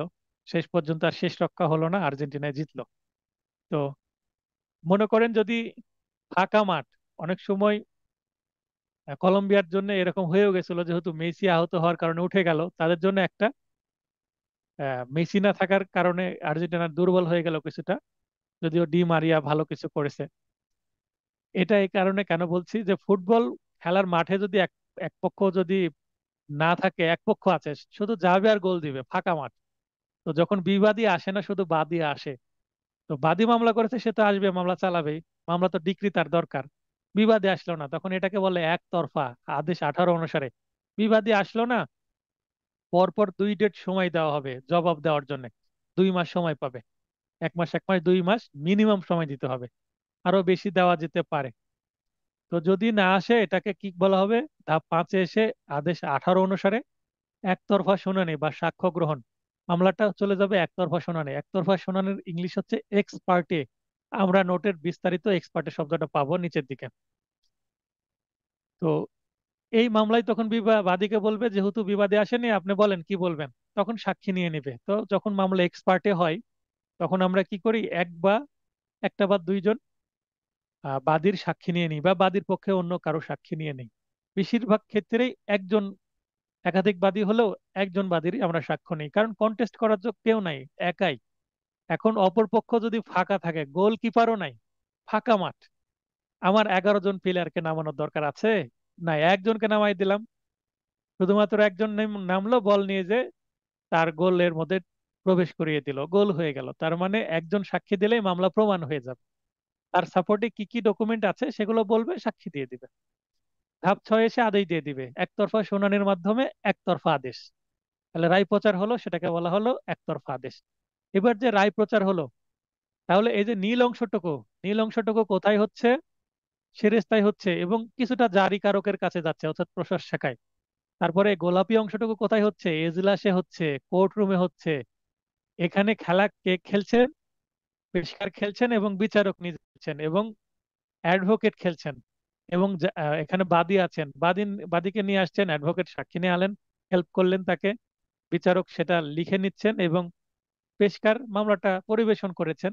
আশা করি বুঝতে পেরেছেন কোর্টরুমের এখানে এই খেলাটা এখানে হচ্ছে। তো খেলা শব্দটা মজার অর্থে বলছি, কারণ আজকে খেলা দেখেছি সকাল থেকে, মাথায় একটু আনন্দ আনন্দ ভাব আছে, যেহেতু আর্জেন্টিনার সাপোর্টার আমি। তো এখানে মূল কাজটা হয়ে গেল কোর্টরুমে বা এজলাসে, কোর্টরুমের বাংলা এজলাস। এরপরে ধাপ 14 ডিরেক্ট চলে আসলো। তাহলে মাঝখান থেকে 6 থেকে, যদি আমি মামলাটাকে কি বলি, একতরফা মামলা বলি, তাহলে 7 নম্বর ধাপে কি পেয়ে যাচ্ছি আমি, ডিক্রি প্রস্তুতকরণ। এই যে ডিক্রি প্রস্তুত, এটাকে আমি আবার কি দিব, নীল রঙের দিব। এটাকে আমি দিব নীল রঙের। কেন নীল রঙের দিব, এই ডিক্রিটা প্রস্তুত করে আবার সেরেস্তাদার।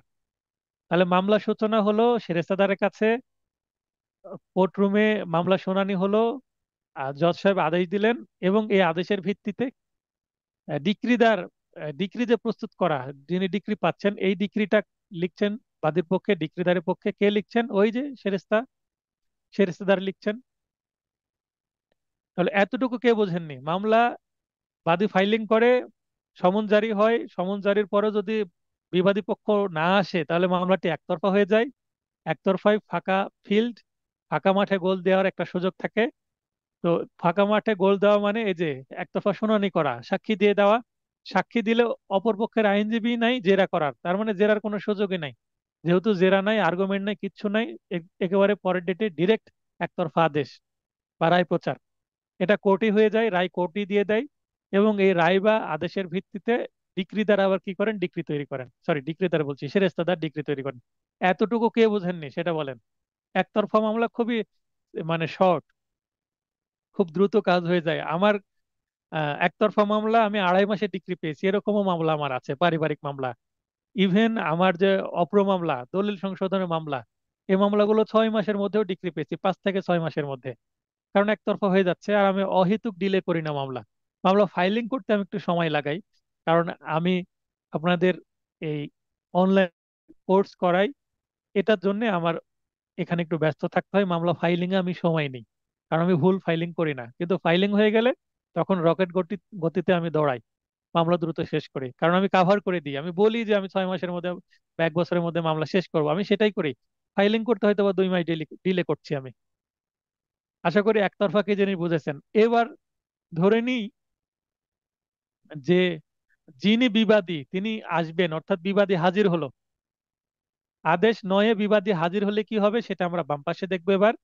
আর আদেশ নয়ে বিবাদী গড়হাজির হলে একতরফা হয়, সেটা অলরেডি দেখে ফেললাম, খুবই সহজ প্রসিডিউর। এবার বিবাদী হাজির হলো, বিবাদী হাজির হলে কি করবে, জবাব দাখিল করবে, লিখিত জবাব। তাহলে বাদী দিবে কি আরজি, আর বিবাদী দিবে কি লিখিত জবাব। দুইটাকে মিলেই বলা হয় প্লিডিংস। প্লিডিংস, যেমন প্যারেন্টস, প্যারেন্টস মানে কি পিতা মাতা উভয়কে বোঝায়। আর শুধু যদি প্যারেন্ট বলি, প্যারেন্ট বলতে বাবা অথবা মা, আর প্যারেন্টস বললে পিতা ও মাতা উভয়কেই বোঝাবে। তো প্লিডিংস বলতে বাদীর যে আর্জি সেটাকে বলে প্লেন্ট, আর বিবাদীর যে লিখিত জবাব সেটাকে বলে রিটেন স্টেটমেন্ট, দুইটাকেই বোঝায়। তো এই যে প্লিডিংস অর্থাৎ বাদীর আর্জি এবং বিবাদীর লিখিত জবাব, এটার উপর ভিত্তিতেই বাদীর পক্ষে তার আর্জি আছে, তার সাপোর্টিং এ ডকুমেন্ট আছে, বিবাদীর পক্ষে কি আসছে, লিখিত জবাব আছে, এবং তার সাপোর্টিং এ তার ডকুমেন্ট আছে। এবার দুইটা কি হবে, হাড্ডাহাড্ডি লড়াই হবে, আজকের খেলার মতন, মানে কম্পিটিশন হবে। তো দেখা যাক পরের ধাপে, 6 নম্বর ধাপে কি হচ্ছে, এডিআর। মানে এখানে ধারা, এর আগে দেখলেন সবগুলো আদেশ, কিন্তু এখানে ধারা চলে আসছে, এটা ধারার স্টেপ। 89 এ এবং 89 বি অনুসারে এডিআর, এডিআর এ আমরা দুইটা জিনিস দেখতে পাই, সেটা হচ্ছে আপোষ নিষ্পত্তি। অ্যাকচুয়ালি আপোষ নিষ্পত্তি কি, অল্টারনেটিভ ডিসপিউট রিসলিউশন, এটাকে বলা হয় এডিআর। তাহলে এখানে মধ্যস্থতাকারী একজন আসবেন, এসে দুই পক্ষকে বসিয়ে আউট অফ কোর্ট, কোর্টের বাইরে কি করে দিবে, সমাধান করে দিবে, আপোষ করে দিবে, অথবা সালিশের মাধ্যমে সেটার একটা সমাধান করে দিবে। তাহলে আউট অফ কোর্ট, তাহলে আর মামলা চালানোর দরকার নাই।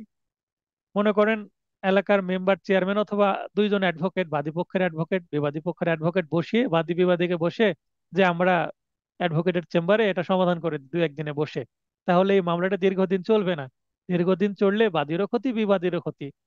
যদিও দ্রুত মামলা শেষ হলে অ্যাডভোকেটের ক্ষতি, কারণ অ্যাডভোকেট দীর্ঘদিন মামলা চললে তো নিয়মিত ফি পাবেন। এই কারণে সিভিল মামলা অ্যাকচুয়ালি ডিলে হয়। এডিআরে সিভিল লয়াররা আগ্রহ দেখায় না, খুব কম দেখায়। পারিবারিক মামলায় এডিআর বেশি হয়, অপ্র বা জমি জমার মামলায় এডিআর খুব কম হয়।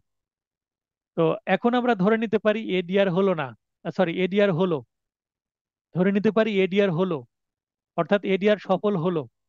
এডিআর যদি সফল হয়, অর্থাৎ বাদী বিবাদী এবার মিল হয়ে গেছে, এবার দুজন হ্যান্ডশেক করছে, ভাই ভাই হয়ে গেল, বাদী বিবাদী শত্রুতা শেষ, এক হয়ে গেল, হ্যান্ডশেক করলো, কোলাকুলি করলো।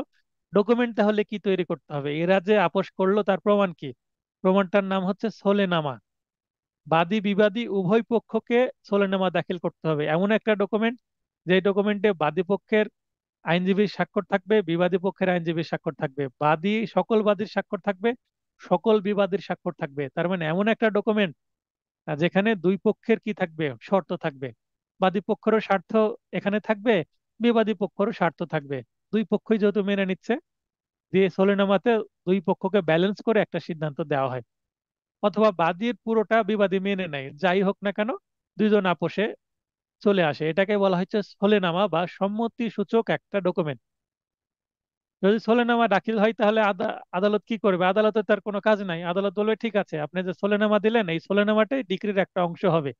তখন এটাকে বলে সোলে সূত্রে আদেশ বা সম্মতি সূচক আদেশ। যদি সম্মতি সূচক আদেশ দিয়ে দেয় তাহলে তো কোর্টের কাজ শেষ। আবারও দেখেন সেরেস্তাই কাজ শুরু হলো, জারি হয়ে গেল সমন। এবার কোর্টরুমে এই সবুজ চিহ্নিত কোর্ট রুমে তিনটা ধাপ হলো, এগুলো অ্যাডভোকেট চেম্বারে হতে পারে। এই ধাপটা 7 নম্বর ধাপ, অ্যাডভোকেট চেম্বারে বা আউট অফ কোর্ট হতে পারে। এবং অ্যাডভোকেটরাই সলিনামাটা রেডি করেন, কোর্ট রেডি করে না।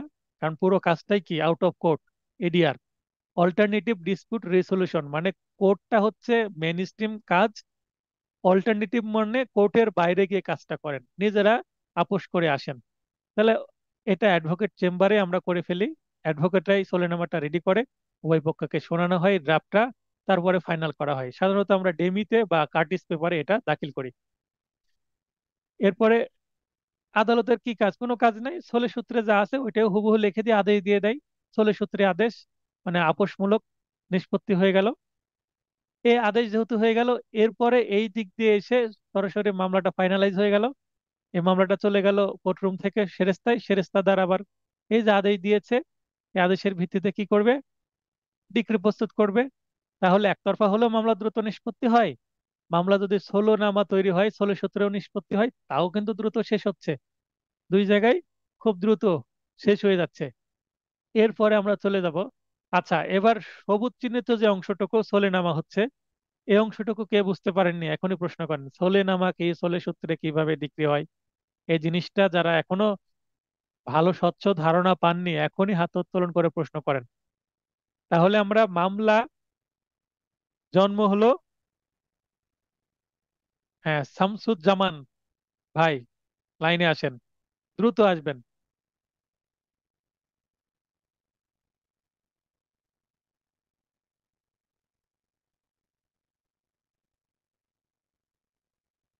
আচ্ছা আপনি লাইনে আসতে থাকেন, আমি ক্লাসটা আগাতে থাকি। হ্যাঁ আপনি লাইনে এসেছেন, কথা বলেন। স্যার আমি জিজ্ঞেস করছিলাম 89 এ এবং হ্যাঁ 89 বলেন। বি কোন ক্ষেত্রে 89 এ হুম। এবং 89 বির মাঝে পার্থক্য 89, 89 এতে আছে মধ্যস্থতা। মনে করেন দুই ভাই মারামারি করেছে, বাবা এসে সমাধান করে দিল যে ছেলে তোমরা, বাবারা তোমরা মারামারি করো না, এটা হচ্ছে মধ্যস্থতা। মানে থার্ড পার্টি, নিরপেক্ষ একটা পার্টি এসে সমাধান করে দেবে। আর 89 বি হচ্ছে আপিলের মধ্যস্থতা, সম্ভবত আপিলের মধ্যস্থতা, বা এটা হতে পারে হচ্ছে সালিসি। ওইটা আমরা সেকশন যখন পড়বো, এটা নেক্সট ক্লাসে কখনো পাবেন। ঠিক আছে, আমার সেকশন আছে তো, সেকশনে দেখলেই পাবেন। এখানে ঠিক আমি আছে বলা এক উচিত। পলকে দেখাচ্ছি, ডিটেলে গেলে মামলা মানে আজকেই তো পুরো সিপিসি শেষ হয়ে যাবে। 1 মাসের ক্লাস কি একদিনে সম্ভব বলেন? এখানে যেমন, আদেশ 4-এ কি আছে, এটাকে আমি ডিটেলে গেলাম? যাইনি। দেখবেন কোনো বইয়ে এইভাবে ব্র্যাকেটে দেওয়া নাই যে এটা কোন আদেশ অনুসারে এই সিদ্ধান্তটা হচ্ছে। আমি দিয়ে দিয়েছি আপনাদের বোঝার স্বার্থে। এটা আপনি এখন জাস্ট দেখে রাখেন, যখন এই পুরো আইনটা পড়া শেষ হয়ে যাবে তখন আপনি মিলিয়ে নিয়েন যে হ্যাঁ, যে এই যে উম, 6 নম্বর ধাপে যে ধারা এত এততে আছে, এটা কিভাবে এডিআর, এডিআর কি জিনিস, এটার উপরে আমাদের রিটেনও একটা টপিক আছে, সেখানে আরো বিস্তারিত আমি শেখাবো। ঠিক আছে, তো একটু ঠিক আছে। ধৈর্য সহকারে জাস্ট এটা বোঝেন, আপনি লাইনটা বোঝেন। মনে করেন এইটা হচ্ছে ট্রেন লাইন, একতরফা হয়ে গেল সোজা। আর এইটা মনে করেন একটু বক্র লাইন, এটা ট্রেন না, হয়তো বা আপনি এটা বাসে গেলেন। আচ্ছা উদাহরণ এটা দিই, যে এইটা হচ্ছে প্লেন, মানে একতরফা মানে উড়োজাহাজে চলে গেলেন, দ্রুত হয়ে গেল। আর দোতরফা মানে বাসে গেলেন, সরি ট্রেনে গেলেন, একটু নিরাপদ হলো। আর এরপরে যখন কন্টেস্ট হবে সেটা আরেকটা প্রসিডিউর। এবার আমি কন্টেস্টে যাব। কন্টেস্টের জন্য কালার চয়েস করছি অরেঞ্জ। এরপরে মনে করেন বিবাদী লিখিত জবাব দিল, এডিআর এর জন্য দিন পড়লো, কিন্তু উভয় পক্ষ একেবারে পরস্পরের প্রতি একেবারে শত্রু ভাবাপন্ন হয়ে আছে। কেউ কারো চেহারা দেখবে না, এরকম অবস্থা, মানে এডিআর হবে না, আপোষ হবে না। আদালত যা করে তাই হবে। আপোষ করতে নারাজ, আপোষ করবোই না, তার মানে এডিআর ব্যর্থ হবে। এডিআর যদি ব্যর্থ হয়, আদেশ 14 অনুসারে কি হবে? বিচার্য বিষয় বা ইস্যু গঠন। ক্রিমিনাল মামলায় মামলা যখন বদলি হয়, বিচার শুরু হবে, সাক্ষী শুরু হবে, তার আগে চার্জ গঠন করা হয়। ক্রিমিনাল মামলায় যেটা চার্জ গঠন করা হয় সেটাকে ইংলিশে বলে ফ্রেমিং অফ চার্জ। সেটাই হচ্ছে সিভিল মামলায় ফ্রেমিং অফ ইস্যু, মানে বিচার্য বিষয় গঠন বা স্থিরকরণ। মানে কি কি বিষয় বিচার করতে হবে, বাদী কি কি চাচ্ছে, সেটার উপর ডিপেন্ড করে ইস্যু গঠন করা হয়, এবং ইস্যুর উপরেই কি করা হবে? সাক্ষী নেওয়া হবে। ইস্যু গঠন করা হয়ে গেল। বাদী কি দাবি করছে, বিবাদী কি অস্বীকার করছে, বিবাদী আবার নতুন কি দাবি করছে, ডিটেলস। এরপরে 8 নম্বরে এসে আবিষ্কার বা 30 ধারার পদক্ষেপ। 30 ধারার পদক্ষেপটা কম্পালসারি না, অনেক সময় এটা দেয় আদালত। মামলায় চাপ থাকলে 30 ধারার আদেশ বলে 2-3 ডেট পার করে দেয় মামলা ডিলে করার জন্য, কারণ মামলার অনেক চাপ থাকে। আর যদি চাপ কম থাকে 30 ধারার যে পদক্ষেপ সেটা স্কিপ করে যাওয়া যেতে পারে। আবিষ্কারটা কি আমরা আদেশ যখন পড়বো 11 তখন বুঝতে পারবো। ধাপ 9-এ আদেশ 18 অনুসারে এসডি। এসডির পূর্ণরূপ হচ্ছে সেটলিং অফ ডেট বা সেটলিং ডেট, তারিখ নির্ধারণ। তারিখ নির্ধারণটা কি? এসডির জন্য 2-1 ডেট পড়তে পারে বা 4-5 ডেটও পড়তে পারে। মামলা যদি চাপ থাকে কোর্টে তখন এসডি তে ফেলে রাখলো 2-3 বছর, এরকমও হয়। 4-5-7-8 ডেট ফেলে রাখে, কারণ এরপরেই তো সাক্ষী শুরু হবে। আর সাক্ষীর জন্য এফপিএইচ এ 5টার বেশি মামলা রাখার কি নাই, সুযোগ নাই। কারণ সিভিল মামলা সাক্ষী হতে জবানবন্দি, জেরা, আমরা সাক্ষ্য আইন পড়েছি না? সাক্ষ্য আইনে জবানবন্দি, জেরা, পুন জবানবন্দি, অধিকতর, জেরা। তো এই স্টেপ গুলোতে প্রচুর সময় লাগে, খুব লেন্দি প্রসেস। বড় বড় মামলায় একটা মামলার জবানবন্দি পরপর 2-3 ডেট চলে যায়, অথবা একটা মামলাতেই 3-4 ঘন্টা নিয়ে নেয়। তখন হয়তো বা চলমান রেখে সেটা পরের ডেটে আবার করতে হয়, এরকম হয়। এই কারণে এখানে আইনেই আছে যে 5টার বেশি মামলা রাখা যাবে না এফপিএইচ এ চূড়ান্ত বা অধিকতর শুনানির সময়। এরপরে দেখেন এসডি তে সেটলিং ডেট, মানে কবে এটা শোনার জন্য ডেট দিবে, এটার জন্য ফেলে রাখলো। এরপরে ডেট নির্ধারণ হলো। আমরা কি করি? পেশকারকে একটু খুশি টুশি করে, ভাই আমারটা তাড়াতাড়ি একটু সাক্ষী পর্যায়ে দিয়ে দেন, যদি দ্রুত আমাদের কাজ থাকে। আর দ্রুত কাজ না থাকে পেশকারকে বলি আপনি ডিলে করেন আরো, আমি রেডি না, আমার মামলা ক্লায়েন্ট চাচ্ছে দেরি করতে। যদি আমি বাদী পক্ষ হই দ্রুত চেষ্টা করে, বিবাদী পক্ষ আবার ডিলে করার চেষ্টা করে। এই হচ্ছে বিষয়। বাস্তবে যখন এই মামলাগুলো আপনারা চালাবেন, মামলা পরিচালনা করবেন, তখন এই বিষয়গুলো বুঝতে পারবেন। তারপরে ধাপ 10, আদেশ 18 অনুসারে পিএইচ। পিএইচ এর ইংরেজি হচ্ছে শুনানি বা সাক্ষ্য গ্রহণ, বা চূড়ান্ত শুনানিও বলতে পারেন। তো এখানে শুনানি বা সাক্ষ্য গ্রহণ যেটা হচ্ছে, ক্রিমিনাল মামলাতেও হয়, সিভিল মামলাতেও। এবার সাক্ষ্য শুরু হলো। বাদীপক্ষের যত সাক্ষী আছে তারা আগে সাক্ষী দিবে। সিভিল মামলায় একাধিক বাদী হতে পারে একটা মামলায়, কিন্তু ক্রিমিনাল মামলায় বাদী একটাই হয়, কিন্তু সাক্ষী একাধিক হতে পারে বাদীদের পক্ষে। সিভিল মামলাতে বাদীরাই হচ্ছে সাক্ষী, আলাদা আর সাক্ষীর দরকার হয় না, কিন্তু লাগলে আবার দিতে পারে। কিন্তু ক্রিমিনাল মামলায় সাক্ষীর তালিকা আগেই দিতে হয় বাদীদের পক্ষে বা ফরিয়াদি বা এজাহারকারীর পক্ষে। এরপরে ধাপ 11। ধাপ 11-তে বাদীর সাক্ষী কিছু যদি থেকে যায় সেগুলো হবে, না হলে বিবাদীর সাক্ষী শুরু হবে। সেটাকেই বলে এফপিএইচ। এফপিএইচ অধিকতর শুনানি বা সাক্ষ্য গ্রহণ। তাহলে পিএইচ এবং এফপিএইচ মিলে বাদী এবং বিবাদীর উভয় সাক্ষী হয়ে গেল। বাদী পক্ষে যখন জবানবন্দি হবে সাক্ষীর, তখন বিবাদী পক্ষের আইনজীবী বাদী পক্ষের সাক্ষীকে কি করবে? জেরা করবে। ঠিক তদ্রূপ ভাবে যখন বিবাদী পক্ষের কোনো সাক্ষী এসে বা বিবাদী এসে সাক্ষী দিবে, তখন বাদী পক্ষের আইনজীবী তাকে আবার জেরা করবে, ভাইস ভার্সা, মানে একই সম অধিকার। শুনানি সবকিছু শেষ হয়ে গেল। এবার কি হয়ে গেল? নথি ধীরে ধীরে মোটা হয়ে গেল। আরজি আছে, আরজির সাথে সাপোর্টিং ডকুমেন্ট আছে। ডকুমেন্টারি এভিডেন্স যেটাকে বলছি, সেটা প্রাথমিক হতে পারে ডকুমেন্ট বা মাধ্যমিক ডকুমেন্ট হতে পারে। সাক্ষ্য আইনের ম্যাটার সেখানে আছে। বিবাদী পক্ষে কি আছে? লিখিত জবাব আছে, তার সাপোর্টিং ডকুমেন্ট আছে, সেটা প্রাথমিক ডকুমেন্ট থাকতে পারে সাক্ষ্য, বা সেকেন্ডারি এভিডেন্স থাকতে পারে। তাহলে নথি অনেক মোটা হয়ে গেছে, উভয় পক্ষের জবানবন্দি জেরা আছে, মোটা হয়ে গেছে। এরপরে কি হবে? এরপরে আর্গুমেন্ট। যখন উভয় পক্ষের সাক্ষ্য গ্রহণ হয় তখন আর্গুমেন্ট মাস্ট। কিন্তু দেখেন সলিনামাতে কোনো আর্গুমেন্টের জায়গা নেই, একতরফাতেও আর্গুমেন্টের জায়গা নেই। কেন আর্গুমেন্টের জায়গা নেই? কারণ একতরফা যুক্তিতর্ক, এক পক্ষ বলবে আর পক্ষ বলবে। মানে যখনই এটা কন্টেস্ট হয় উভয় পক্ষে দোতরফা সূত্রে, পিঙ্ক যেটা আমি করেছি গোলাপি, সেটা একতরফা। একতরফা সূত্রে হলে আর্গুমেন্টের জায়গা নেই, কিন্তু যখন দোতরফা সূত্রে, এই যে অরেঞ্জ কালার যেটা দিচ্ছি, এখানে আর্গুমেন্ট করতে হবে। বাদী পক্ষ আর্গুমেন্ট করবে যে স্যার আমি মামলা প্রমাণ করেছি, আমাকে ডিক্রি দেন। এই এই হচ্ছে বিষয়, আমার এই ডকুমেন্ট আছে, আমার বাদী এইভাবে বলেছে। অপর পক্ষের আইনজীবী জেরাতে তেমন কিছু করতে পারেনি। তেমনি আবার বিবাদী পক্ষের আইনজীবী বলবে স্যার আমাদের ডকুমেন্ট সঠিক আছে, তাদের ডকুমেন্ট ঠিক নাই, আমাদের যে সাক্ষীরা ঠিক বলেছে, জেরাই কিছু হয়নি, অতএব ডিগ্রি পাবে না। ডিগ্রি না পেলে বাদীর ক্ষতি, বিবাদীর লাভ, আর ডিগ্রি পেলে বাদীর লাভ, বিবাদীর ক্ষতি। কোনো মামলায় বাদী যদি মামলা করে, বিবাদীর কখনো ডিগ্রি পায় না। যে মামলা করবে সেই ডিগ্রি পাবে, অথবা ডিগ্রি পাবে না, ডিসমিস হবে। ডিসমিস হলে বিবাদীর কি হবে, লাভ হবে। কিন্তু বিবাদীর পক্ষে কখনো ডিগ্রি যায় না, এটা মনে রাখবেন। কিন্তু সোলেনামা যদি হয়, সোলেনামা হলে বাদী বিবাদী উভয়েরই ডিগ্রি হয়। সোলেনামা হচ্ছে বাদী বিবাদী দুইজনেরই কি থাকে, অধিকার বলবৎ থাকে। তাই উভয় পক্ষের ডিগ্রিটা যায়। কিন্তু কন্টেস্ট হলে যে কোনো এক পক্ষে ডিগ্রি যাবে, সেটা অবশ্যই বাদী পক্ষে। আর যদি ডিগ্রি দেওয়া না যায়, তাহলে ডিগ্রি দেওয়া গেল না বা ডিসমিস সেটা হবে। তো বিবাদী পক্ষে কখনো ডিগ্রি ইস্যু হয় না। বিবাদী পক্ষ ডিগ্রি পেতে হলে নতুন করে তাকে মামলা করে ডিগ্রি নিতে হবে। এরপরে ধাপ 13, রায় প্রচার। অনেক দিন পরে এই যে এখানে যুদ্ধ হলো, যুদ্ধ হওয়ার পরে রায় প্রচার হবে। এই রায় প্রচারের আলোকে ডিক্রি প্রস্তুত লাস্ট।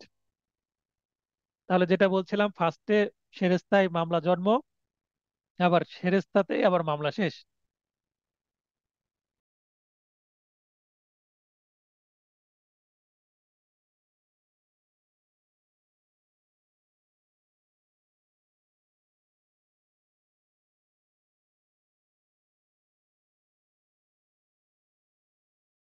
এখন আপনারা বলেন যে এই ফ্লো চার্ট থেকে কি সিভিল মামলা সম্পর্কে একটা স্বচ্ছ ধারণা তৈরি হলো না?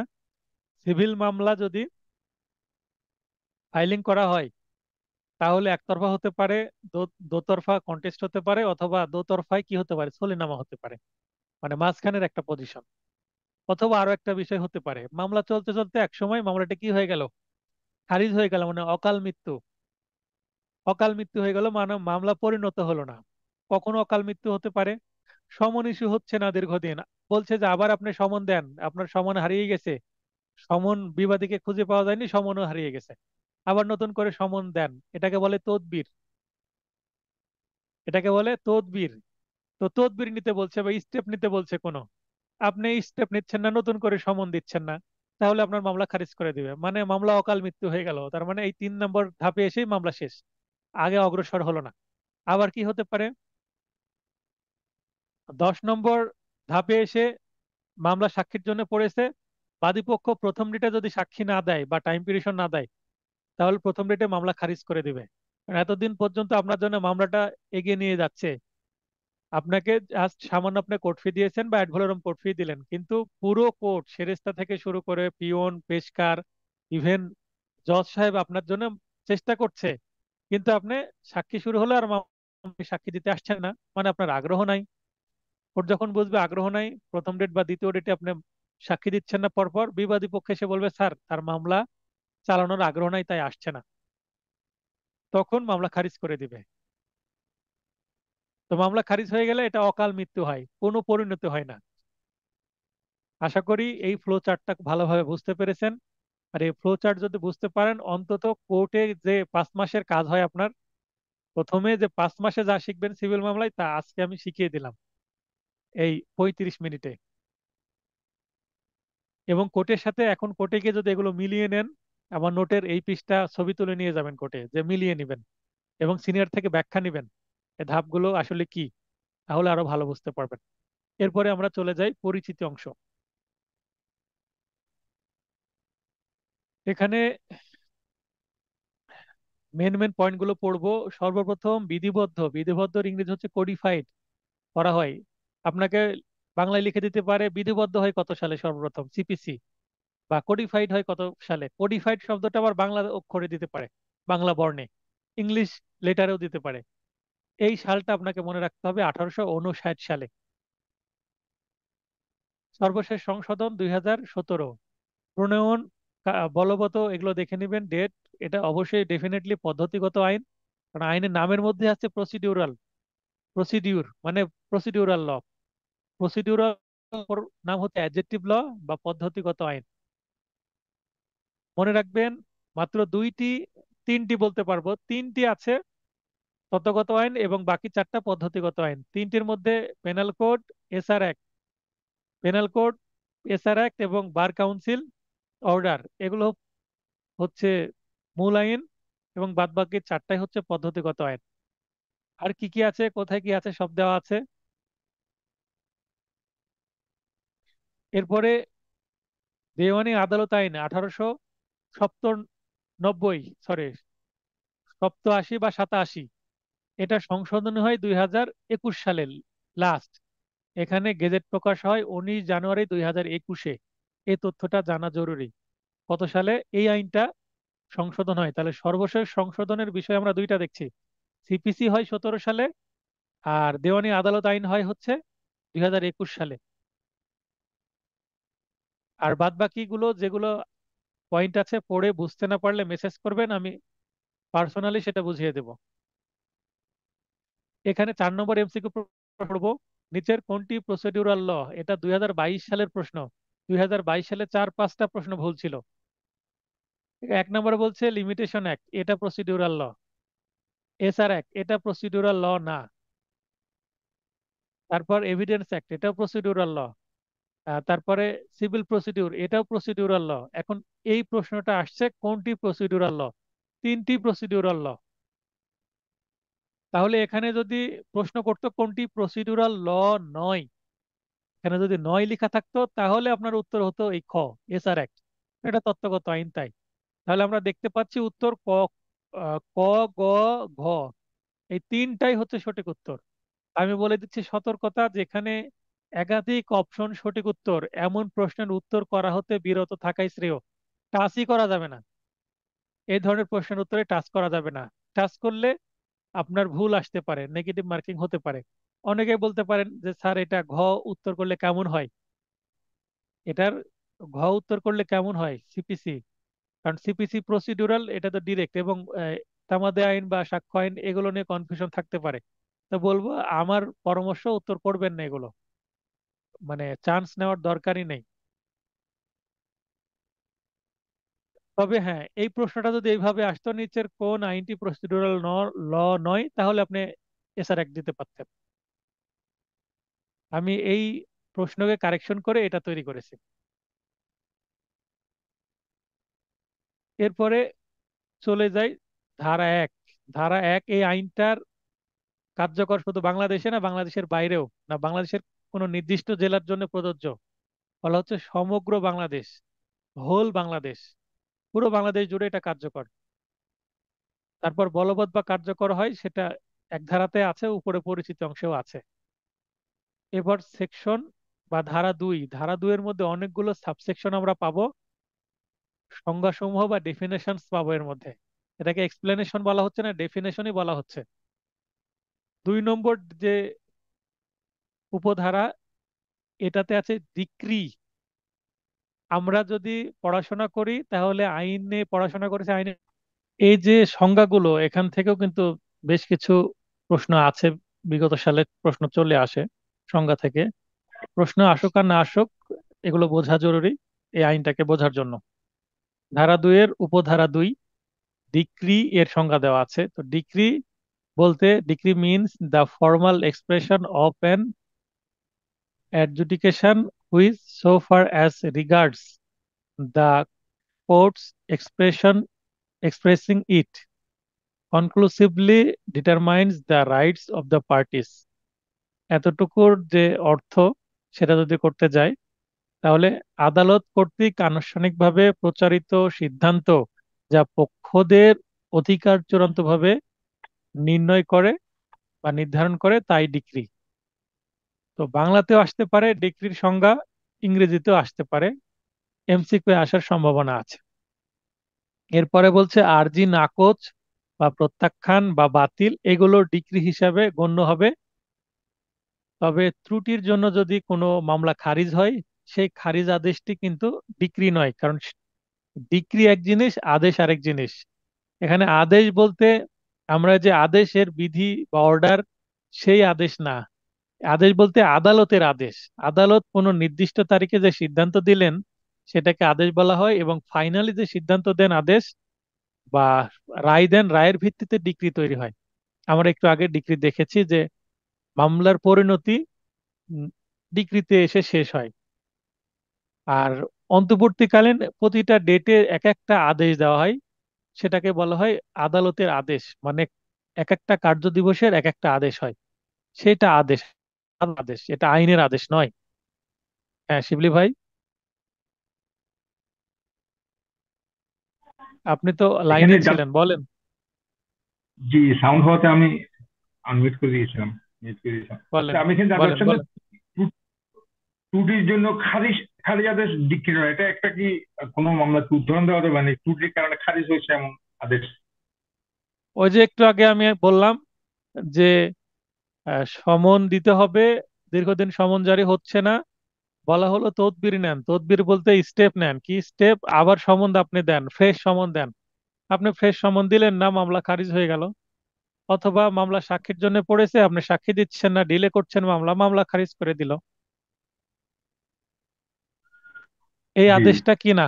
ডিক্রি না, কারণ মামলা তো শেষই হয়নি।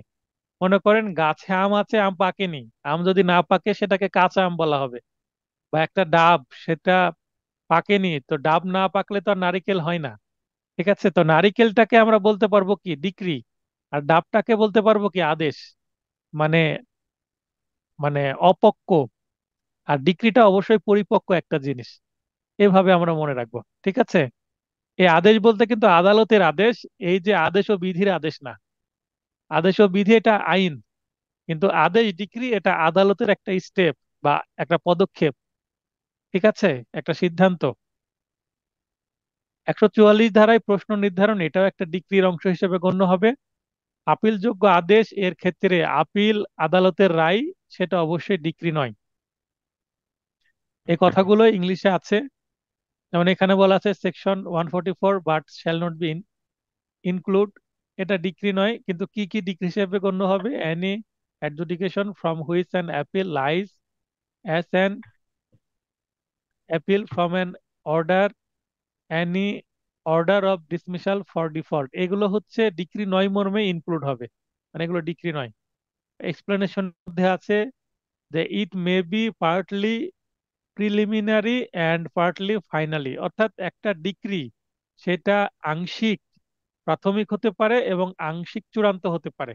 একটা ডিক্রি হলো ওই যে আমি উপরে যে ছকটা দেখালাম, ছকের শেষে 14 নম্বর যে ধাপ, সেখানে ডিক্রি হচ্ছে। সেই ডিক্রিটা কিন্তু প্রিলিমিনারি ডিক্রি বা প্রাথমিক ডিক্রি, এবং এই ডিক্রির ভিত্তিতে আলটিমেটলি পরে ফাইনাল ডিক্রি হবে। সেটাকে বলা হয় স্থায়ী ডিক্রি। একটা অস্থায়ী বা প্রাথমিক ডিক্রি এবং শেষে আবার আরেকটা স্থায়ী ডিক্রি। সেটা আপনারা যখন মামলা পরিচালনা করবেন তখন বুঝতে পারবেন কোর্টে গেলে। তো আপাতত ডিক্রি সম্পর্কে এতটুকু জেনে রাখলেই হবে। ইংলিশ বাংলা উভয়টা পড়বেন এখানে। ইংলিশ বাংলা ডিগ্রি নিয়ে আরো বিস্তারিত আছে বেয়ার একটা। মূল জিনিসটা আমি তুলে এনেছি। বিশেষ করে এই যে আন্ডারলাইন করা ইংলিশ অংশটুকু মিস দিবেন না। পরের বিষয় হচ্ছে ডিক্রিদার। যিনি ডিক্রির মালিক তিনি ডিক্রিদার, অর্থাৎ decree holder means any person in whose favour a decree has been passed, অর্থাৎ যার পক্ষে বা যার অনুকূলে ডিক্রি দেওয়া হয়। অর্থাৎ যিনি মামলায় বিজয়ী হন, বাদী যদি মামলায় বিজয়ী হয়, তিনি ডিক্রিদার বা ডিক্রি হোল্ডার। 7 নম্বর, সরকারি উকিল বা জিপি। সিভিল মামলার যিনি সরকারি উকিল, সরকার পক্ষে মামলা পরিচালনা করেন, তাকে বলা হয় জিপি। বিস্তারিত হচ্ছে গভর্নমেন্ট বা গভর্নমেন্ট প্লিডার। ভাইভাতে আমাকে এই প্রশ্নটা প্রথম করা হয়েছিল যে জিপি অর্থ কি, গভর্নমেন্ট প্লিডার। আপনার কোর্টের জিপির নাম বলেন। বললাম। পিপি অর্থ কি, পাবলিক প্রসিকিউটর। আপনার কোর্টের পিপির নাম কি? বললাম। তারপরে ভিপি মানে কি? ভিপি মানে হচ্ছে ভেস্টেড প্রপার্টি লয়ার। ভিপি অর্থ কি? এই যে অর্পিত যে সম্পত্তি সেগুলো। তো ভিপির নাম বলতে বললো, ভিপির নাম আমি বলতে পারলাম না। বললাম স্যার আমার সিনিয়র তো ক্রিমিনাল মামলা প্র্যাকটিস করেন, সিভিল মামলা খুব একটা প্র্যাকটিস করেন না, সিভিল কোর্টে খুব একটা যাওয়া হয় না, তাই ওনার সাথে ব্যক্তিগতভাবে পরিচয় নাই।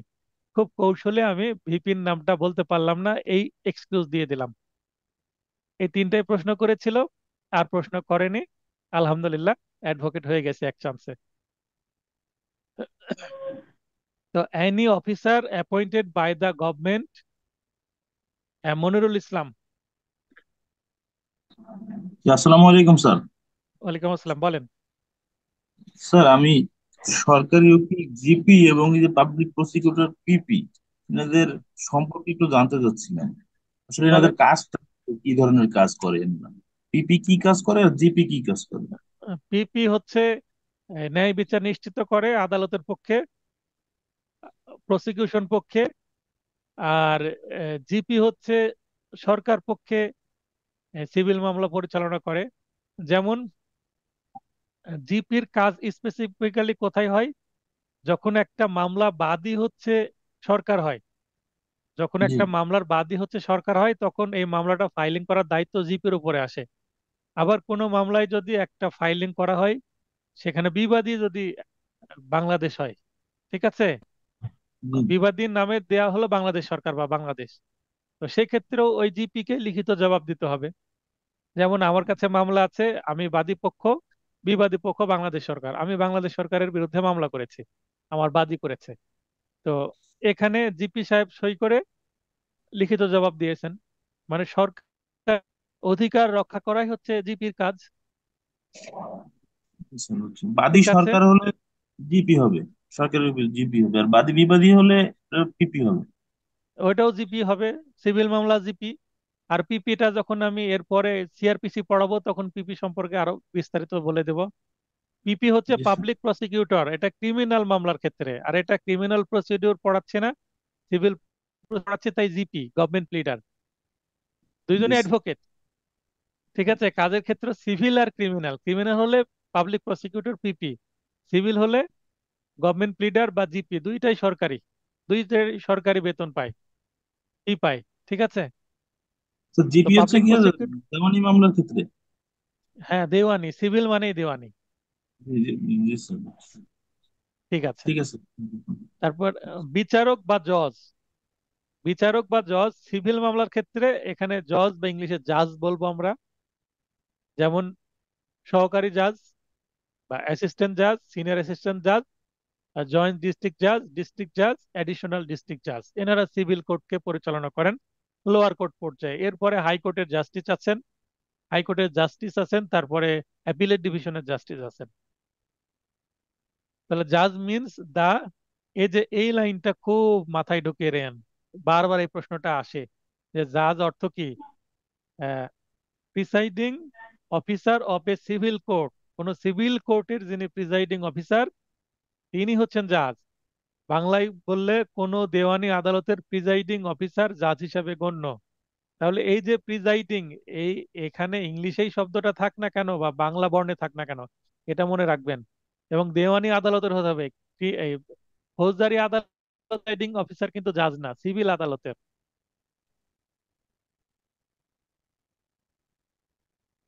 এরপরে রায় বা জাজমেন্ট, যেটাই রায় সেটাই জাজমেন্ট ইংরেজিতে, মিনস দা, এই লাইনটা মনে রাখেন যে স্টেটমেন্ট গিভেন বাই দ্য জাজ, তাহলে জাজ যে স্টেটমেন্ট বা বিবৃতি দিচ্ছেন of the grounds of A decree or order, একটা অর্ডার বা ডিক্রির গ্রাউন্ড হিসেবে যে রায়টা দিচ্ছেন, সেটাই হচ্ছে কি? জাজমেন্ট বা রায়। বাংলা বললে ডিক্রি বা আদেশের যুক্তি হিসাবে প্রদত্ত বিচারকের বিবরণকে রায় বলে। তাহলে একটা যে আদেশ দেওয়া হলো, এই আদেশের বিরুদ্ধে ডিক্রি হবে, তো আদেশ বা ডিক্রির জন্য একটা তো যুক্তি লাগবে, একটা ফাইন্ডিংস লাগবে, কিসের ভিত্তিতে তিনি রাইট মানে আদেশটা দিলেন বা ডিক্রিটা হচ্ছে, সেটার যে যুক্তি, এই বিবরণটাই হচ্ছে জাজমেন্ট বা রায়। এই কারণে আমি এই রায়টা দিলাম। সিভিল মামলার ক্ষেত্রেও একই বক্তব্য, ক্রিমিনাল মামলার ক্ষেত্রেও রায় আছে, জাজমেন্ট আছে, একই বক্তব্য। কি কারণে উনি রায় দিলেন সেটা যুক্তি সহ কিছু বর্ণনা দিয়ে দেন, মানে ওনার জায়গা থেকে, মানে স্বচ্ছতা রাখার জন্য। মানে একটা অযৌক্তিক আমি সিদ্ধান্ত দিইনি, একটা যৌক্তিক সিদ্ধান্ত দিয়েছি, সেটার পক্ষে নিজের পক্ষে কিছু বক্তব্য বিচারক দিয়ে থাকেন, সেটাই হচ্ছে রায়, মানে তার সিদ্ধান্তের যৌক্তিকতা। দায়িক বা দেনদার, জাজমেন্ট ডেপ্টর, এখানে দেখেন ডিক্রি হোল্ডার মানে ডিক্রিদার, এর বিপরীতে আছেন কে? ডাইক বা দেনদার, মানে জাজমেন্ট ডেপ্টর, মানে একটা জাজমেন্ট বা রায়ের মাধ্যমে যাকে কি করা হয়, যার প্রতিকূলে বা যার বিরুদ্ধে ডিক্রি বা আদেশ দেওয়া হয়, বা যে যিনি মামলায় পরাজয় বরণ করেন, পরাজিত হন, তিনি হচ্ছেন ডেপ্টর। ডেপ্টর শব্দের অর্থ হচ্ছে ঋণী হয়ে যান। মানে এই ডিক্রি যদি টাকার ডিক্রি হয়, 5 লক্ষ 10 লক্ষ টাকা, এটা এই দেনদার বা ডেপ্টরকে দিতে হবে। এই ডিক্রির মাধ্যমে উনি ঋণী হয়ে গেছেন তাই। তো judgment debtor means any person against whom a decree has been passed. আগেরটা দেখেন, এখানে whom favour a decree has been passed, মানে ফেভারে বা প্রতিকূল অনুকূলে হয় বা এর পক্ষে হয়। আর এখানে বিপক্ষে, যার বিরুদ্ধে বা প্রতিকূলে বা বিরুদ্ধে ডিক্রি দেওয়া হয়, এখানে এগাইনস্ট, যিনি মামলায় পরাজয়ী হন। তো যিনি মামলায় পরাজয়ী হন, এটা আমার ভাষা আপনাদের বোঝানোর জন্য আমি দিয়েছি, কিন্তু মূল বক্তব্য কিন্তু আগেই আছে। এটা ডিক্রি দেওয়া হয় যার বিরুদ্ধে বা প্রতিকূলে বা বিপক্ষে। আমরা অঙ্ক করেছি স্রোতের অনুকূলে, স্রোতের প্রতিকূলে। স্রোতের অনুকূলে মানে সহজ, স্রোতের সাথে ভেসে যাওয়া, তার লাভ হয়, তার মানে যার অনুকূলে ডিক্রি হয় তার লাভ হয়। আর যার প্রতিকূলে হয় তার কষ্ট হয়, মানে যে ডিক্রিটা হবে তার বিরুদ্ধে চলে যায়। এরপরে আরেকটা খুবই গুরুত্বপূর্ণ, অন্তর্বর্তীকালীন মুনাফা 12তে আছে। কত উপধারা আছে এটা দেখেন, হাইলাইট করা আছে, গাঢ় করা আছে আগে থেকেই। আপনাদের নোটেও আছে, কি করা আছে, শ্যাডো করা আছে অ্যাশ কালার দিয়ে। যেহেতু ব্ল্যাক অ্যান্ড হোয়াইট, আপনাদেরকে তো আর কালার নোট পাঠায়নি, ব্ল্যাক অ্যান্ড হোয়াইট, তাই আমি শ্যাডো করেছি এখানে। তার মানে এটা দ্বারা কি বুঝিয়েছি, আপনাকে সাবসেকশন বা উপধারাগুলোও মনে রাখার চেষ্টা করতে হবে। প্রশ্ন আসতে পারে মিন প্রফিট, এটা উচ্চারণ হবে মিন প্রফিট, এস এর উচ্চারণ হবে না, উচ্চারণ করার সম্ভাবনা অ্যাকচুয়ালি। তো মিন প্রফিট বা অন্তর্বর্তীকালীন মুনাফা, এটা কত উপধারায় আছে? 2-12। তাহলে 2 ব্র্যাকেটে 12 এইভাবে আসতে পারে। তাহলে মিন প্রফিট মিনস, মিন প্রফিট এটা বলতে কি বোঝাচ্ছে? অফ প্রপার্টি মিনস, মিন প্রফিট অফ প্রপার্টি, কোনো সম্পত্তির অন্তর্বর্তীকালীন মুনাফা বলতে বোঝায়, কি বোঝায়? দোজ প্রফিটস, ওই মুনাফা বা ওই সকল মুনাফা, which the person in wrongful possession. Wrongful possession মানে অন্যায়ভাবে জোরপূর্বক কেউ যদি অন্যের সম্পত্তি দখলে থাকে, সেটাকে অ্যাডভার্স পজিশন বা রংফুল পজিশনে থাকে। আমার সম্পত্তির নামে জোর করে কবজা করে নিলাম, দখল করে নিলাম, তাহলে এটা একটা রংফুল পজিশন। মানে এটা আমি লফুলি আসেনি, জোর করে বা অন্যায়ভাবে এসেছি। বা একটা মামলার, এই মামলার মালিক, এই সম্পত্তির মালিককে সেটা নির্ধারিত হয়নি, আমি জোর করে দখল করে নিয়ে আছি। তো মামলায় যদি আমার বিরুদ্ধে ডিক্রি চলে যায়, তাহলে এটা আমার রংফুল পজিশন, মানে অন্যায়ভাবে আমি ছিলাম, এটা প্রমাণিত হবে। তখন আমাকে মিন প্রফিট দিতে হবে। এই মিন প্রফিটটা কি, সেটাই আমরা পড়ছি। wrongful position of such property actually received or might with ordinary diligence have received therefrom। তাহলে এখানে those profit which the person is wrongful possession, এই আন্ডারলাইন করা অংশটুকু খুবই গুরুত্বপূর্ণ। তারপরের together with interest on such profits but shall not includes profits due to improvements made by the person in wrongful possession. এটার অর্থ হচ্ছে, আমি যদি অন্যের সম্পত্তি জোর করে ভোগ দখল করি, মনে করেন যে আমার একটা প্রতিবেশীর আম বাগান আছে, আমের সিজন, আমাদের রাজশাহীর আম বিখ্যাত, আমের কিন্তু বিষয়টা মাথায় আসলো, বাইরে বের হলেই রাস্তায় আমের দোকান। একটা আম বাগান আমি মনে করেন দখল করে নিলাম, 5 বিঘার একটা বড় আম বাগান। এখন এখান থেকে আমি অনেক টাকার আম পেলাম, আমের কুড়ি আসছে, তার দখলে ছিল। আমি যখন একটু বড় হতে শুরু করেছে, তখন আমি তাকে খেদিয়ে দিয়েছি, কারণ আমার বাহুবল আছে, আমার প্রভাব প্রতিপত্তি আছে। সে দুর্বল, আমি ভূমিদস্যু টাইপের মানুষ, আমি নিজেকে খারাপ বলছি, উদাহরণ দিতে সুবিধা হয়। ওই রহিম করিমের নাম নিয়ে তাকে আর খারাপ বলছি না। তাহলে রহিম করিম নামের কেউ যদি আমার নামে মানহানির মামলা করে, আমি বিপদে পড়ে যাব। তাই নিজেকেই আমি এই জায়গায় বসাচ্ছি উদাহরণে।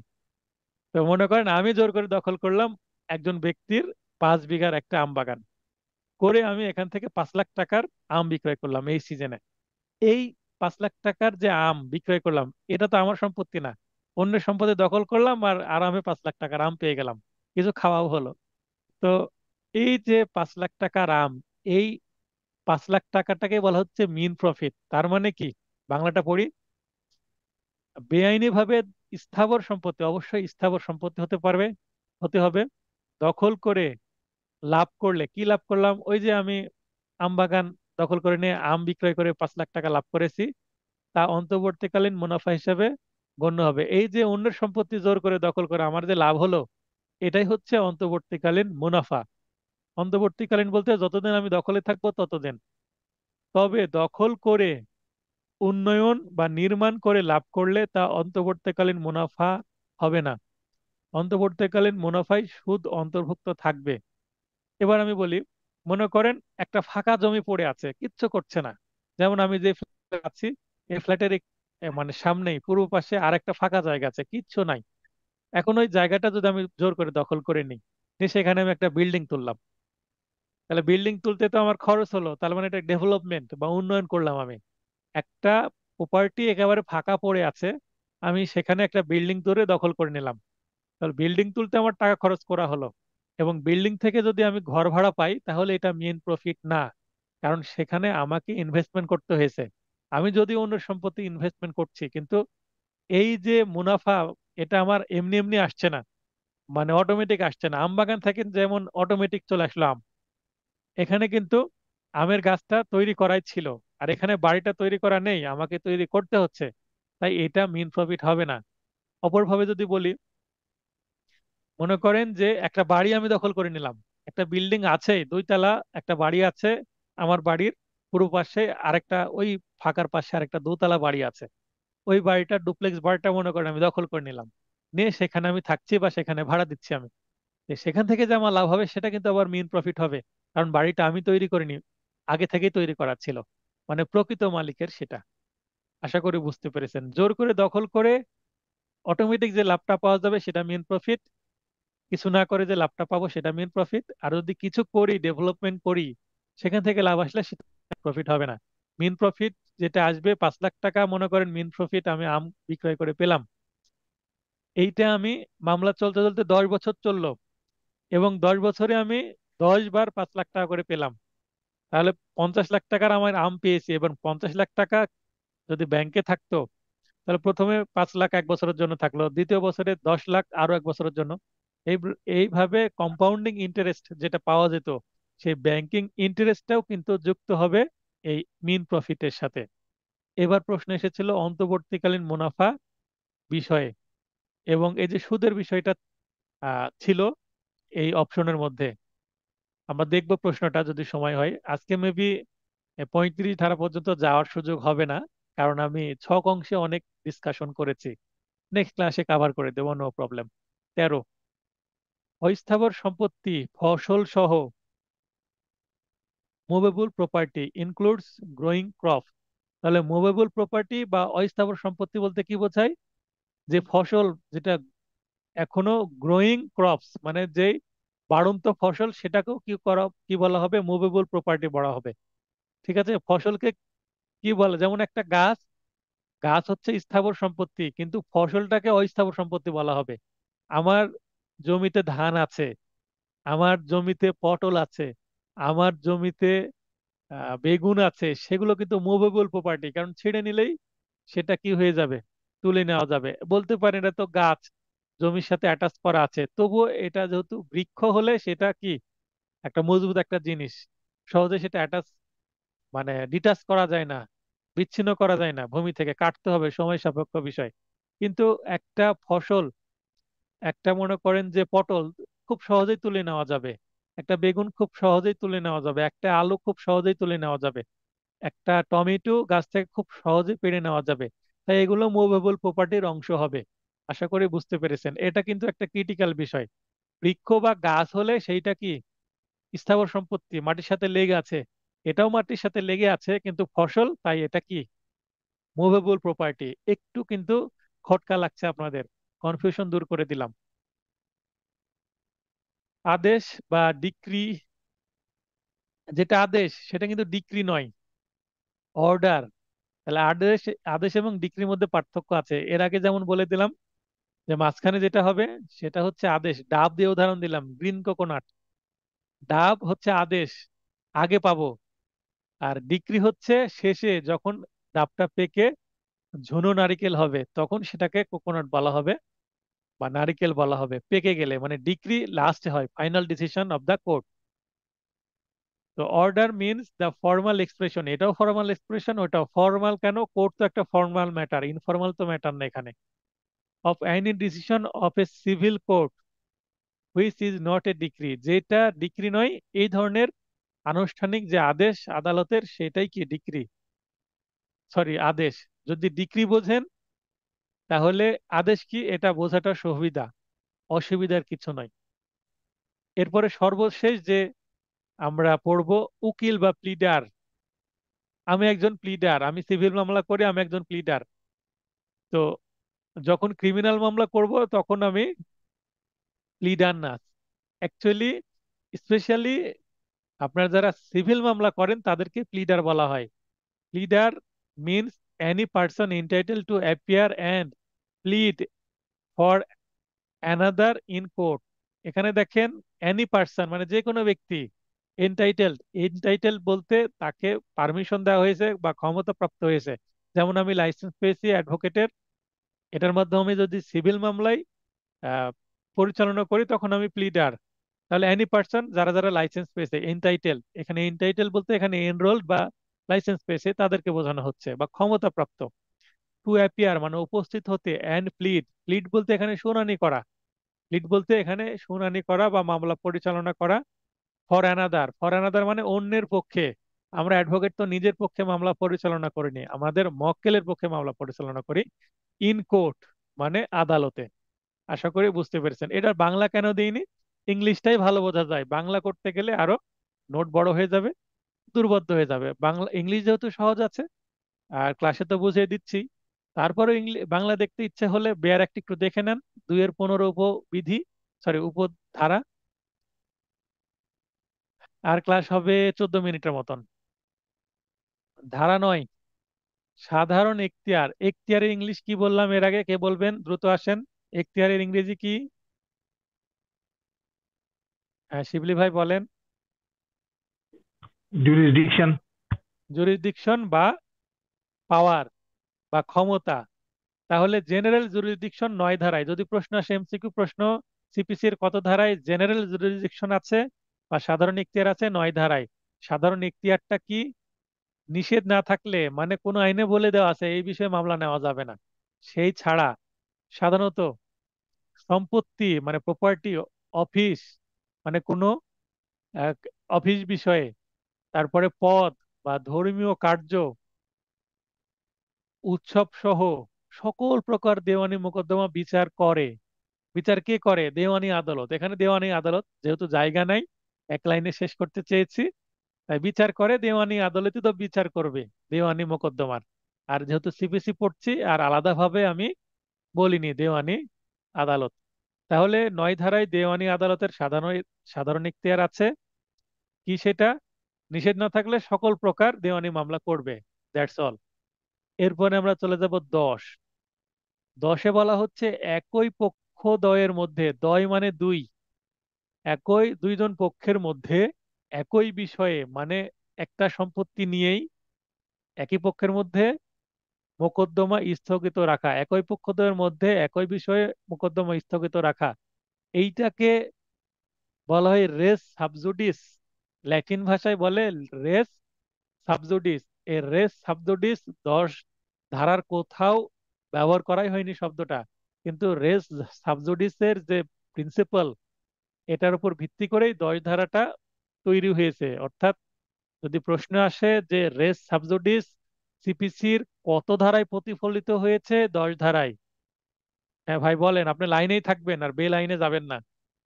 বলেন শিবলি ভাই। হচ্ছে তো, তাই মাঝে মধ্যে ইউজ করতে হচ্ছে। না, এখানে বলেন। জানতে চাচ্ছেন যে রেস সাবজেক্ট কি তাহলে কেস ল থেকে এসছে না? এটা কি তাহলে যেহেতু এতে নেই আইনে? No no no no, case law থেকে আসেন, এটা একটা প্রিন্সিপাল। আপনি কি জুরিসপ্রুডেন্স পড়েছেন যখন লয়ে পড়াশোনা করেছেন? যখন জি, আপনি পড়েছিলাম। ল এর জন্য পড়াশোনা, জুরিসপ্রুডেন্স পড়েছেন? জুরিসপ্রুডেন্স কি কেস ল থেকে এসেছে? জুরিসপ্রুডেন্স হচ্ছে অরিজিন, জুরিসপ্রুডেন্স হচ্ছে অরিজিন। আর এইখানে এটা হচ্ছে রেস সাবজুডিস হচ্ছে, এটা হচ্ছে একটা কি প্রিন্সিপাল, মানে একটা নীতি। এই নীতি থেকেই তো আইন তৈরি হয়েছে, মানে আইনেরও এটা বাপ দাদা পেছনের জিনিস। বুঝতে পেরেছেন? অরিজিন এখান থেকে তৈরি হয়েছে আইন। আইনের পরে তো কেসলো তো পরের বিষয়, কেসলো তো হচ্ছে আউটপুট পরের দিকে আসছে। ক্লিয়ার হয়েছেন বিষয়টা? জি। মনে করেন একটা ঘটনা ঘটলো, এই ঘটনা থেকে উৎসাহিত হয়ে আইন তৈরি হলো, তাহলে ঘটনাটা হচ্ছে প্রিন্সিপাল। আইন তৈরি হলো, এটা ল। তারপরে আদালতে মামলা হলো, রায় হলো, রায়টা হচ্ছে কেস ল। তাহলে আইন তৈরির বেসিক তিনটা জায়গা: একটা মূল ঘটনা থেকে যেগুলো প্রিন্সিপাল তৈরি হয়, আগে রাজা বাদশারা করেছে। তারপরে 2 নম্বরে এসে আইন কোডিফাইড হয়েছে, কোডিফাইড আইনের মাধ্যমে বিচার করতে যে যে রায়টা হয়েছে সেটা হচ্ছে কেস ল। কেস লাস্ট মানে latest version of a law. আর প্রিন্সিপাল বা এই জিনিসগুলো হচ্ছে প্রিভিয়াস ভার্সন বা অরিজিন, এখান থেকে এগুলো হচ্ছে আইনের উৎস। তাহলে এই প্রিন্সিপাল থেকে কিন্তু 10 ধারা প্রতিফলিত হয়েছে। আচ্ছা, কোনো কারণে একটু অন্যদিকে চলে গেছে, আচ্ছা এবার ঠিক হয়েছে। এরপরে আসি, 10 ধারায় স্টে অফ শুট শব্দটি শিরোনামে একবার ব্যবহৃত হয়েছে। তাহলে 10 ধারা শিরোনাম কি? 10 ধারার শিরোনাম হচ্ছে স্টে অফ শুট বা মোকদ্দমা স্থগিতকরণ। একবার লেখা হয়েছে হলেও, মানে এটা একবার ব্যবহার করা হলেও রেস সাবজুডিস শব্দটি একবার ব্যবহার করা হয়নি। আমি এই লাইনটা কেন দিলাম? অদ্ভুত অদ্ভুত প্রশ্ন হয় কোথায় জুডিশিয়ারির, মানে সহকারী জজ পরীক্ষায়। যেমন একটু আমি জাম্প করি, 11 ধারায় বিগত সালে একটি প্রশ্ন এসেছে। 11 ধারায় রেস সাবজুডিস টার্মটি শুধুমাত্র শিরোনামে একবার ব্যবহৃত হয়েছে। প্রশ্ন এসেছে যে 11 ধারায় রেস জুডিকাটা শব্দটি কতবার ব্যবহার করা হয়েছে। এটা কোনো প্রশ্ন হলো? কেউ গুনতে গিয়েছে কতবার ব্যবহার করা হয়েছে? কয়জন গুনতে যাবে বলেন? রেস সাবজুডিস কি জিনিস, এটার বক্তব্য কি, এটা সম্পর্কে প্রশ্ন আসবে। কত ধারায় এটা আছে, এত ধারায় কয়বার ব্যবহার করা হয়েছে? এটা এটা আমার কাছে খুবই ইরিলিভেন্ট একটা প্রশ্ন। এই প্রশ্নগুলো করা মানে আপনাকে পেড়া দেওয়া। অনেকটা কিসের মতন, কোরআন শরীফ যারা মুখস্থ করে তাদেরকে বলা হয় হাফেজ। যারা অন্ধ, মানে শুনে শুনে হাফেজ হয়, তাদেরকে আবার কানা হাফেজ বলে। আর একটা কানা হাফেজ আছে যারা অর্থ না বুঝে শুধু মুখস্থ করে, এই অর্থে ব্যবহার করা হয়। তো যারা হাফেজ হন অল্প বয়সে শুধু মুখস্থই করে যান, তা আইন এখন মুখস্থ না করলে পাশ করা বিপদ। 11 ধারায় রেস জুডিকাটা কয়বার ব্যবহার করা হয়েছে? এই প্রশ্নটা করা হয়েছে বিগত সালে। আপনাদের বিশ্বাস যদি না হয়, আমি এখনই সেখানে চলে যাব।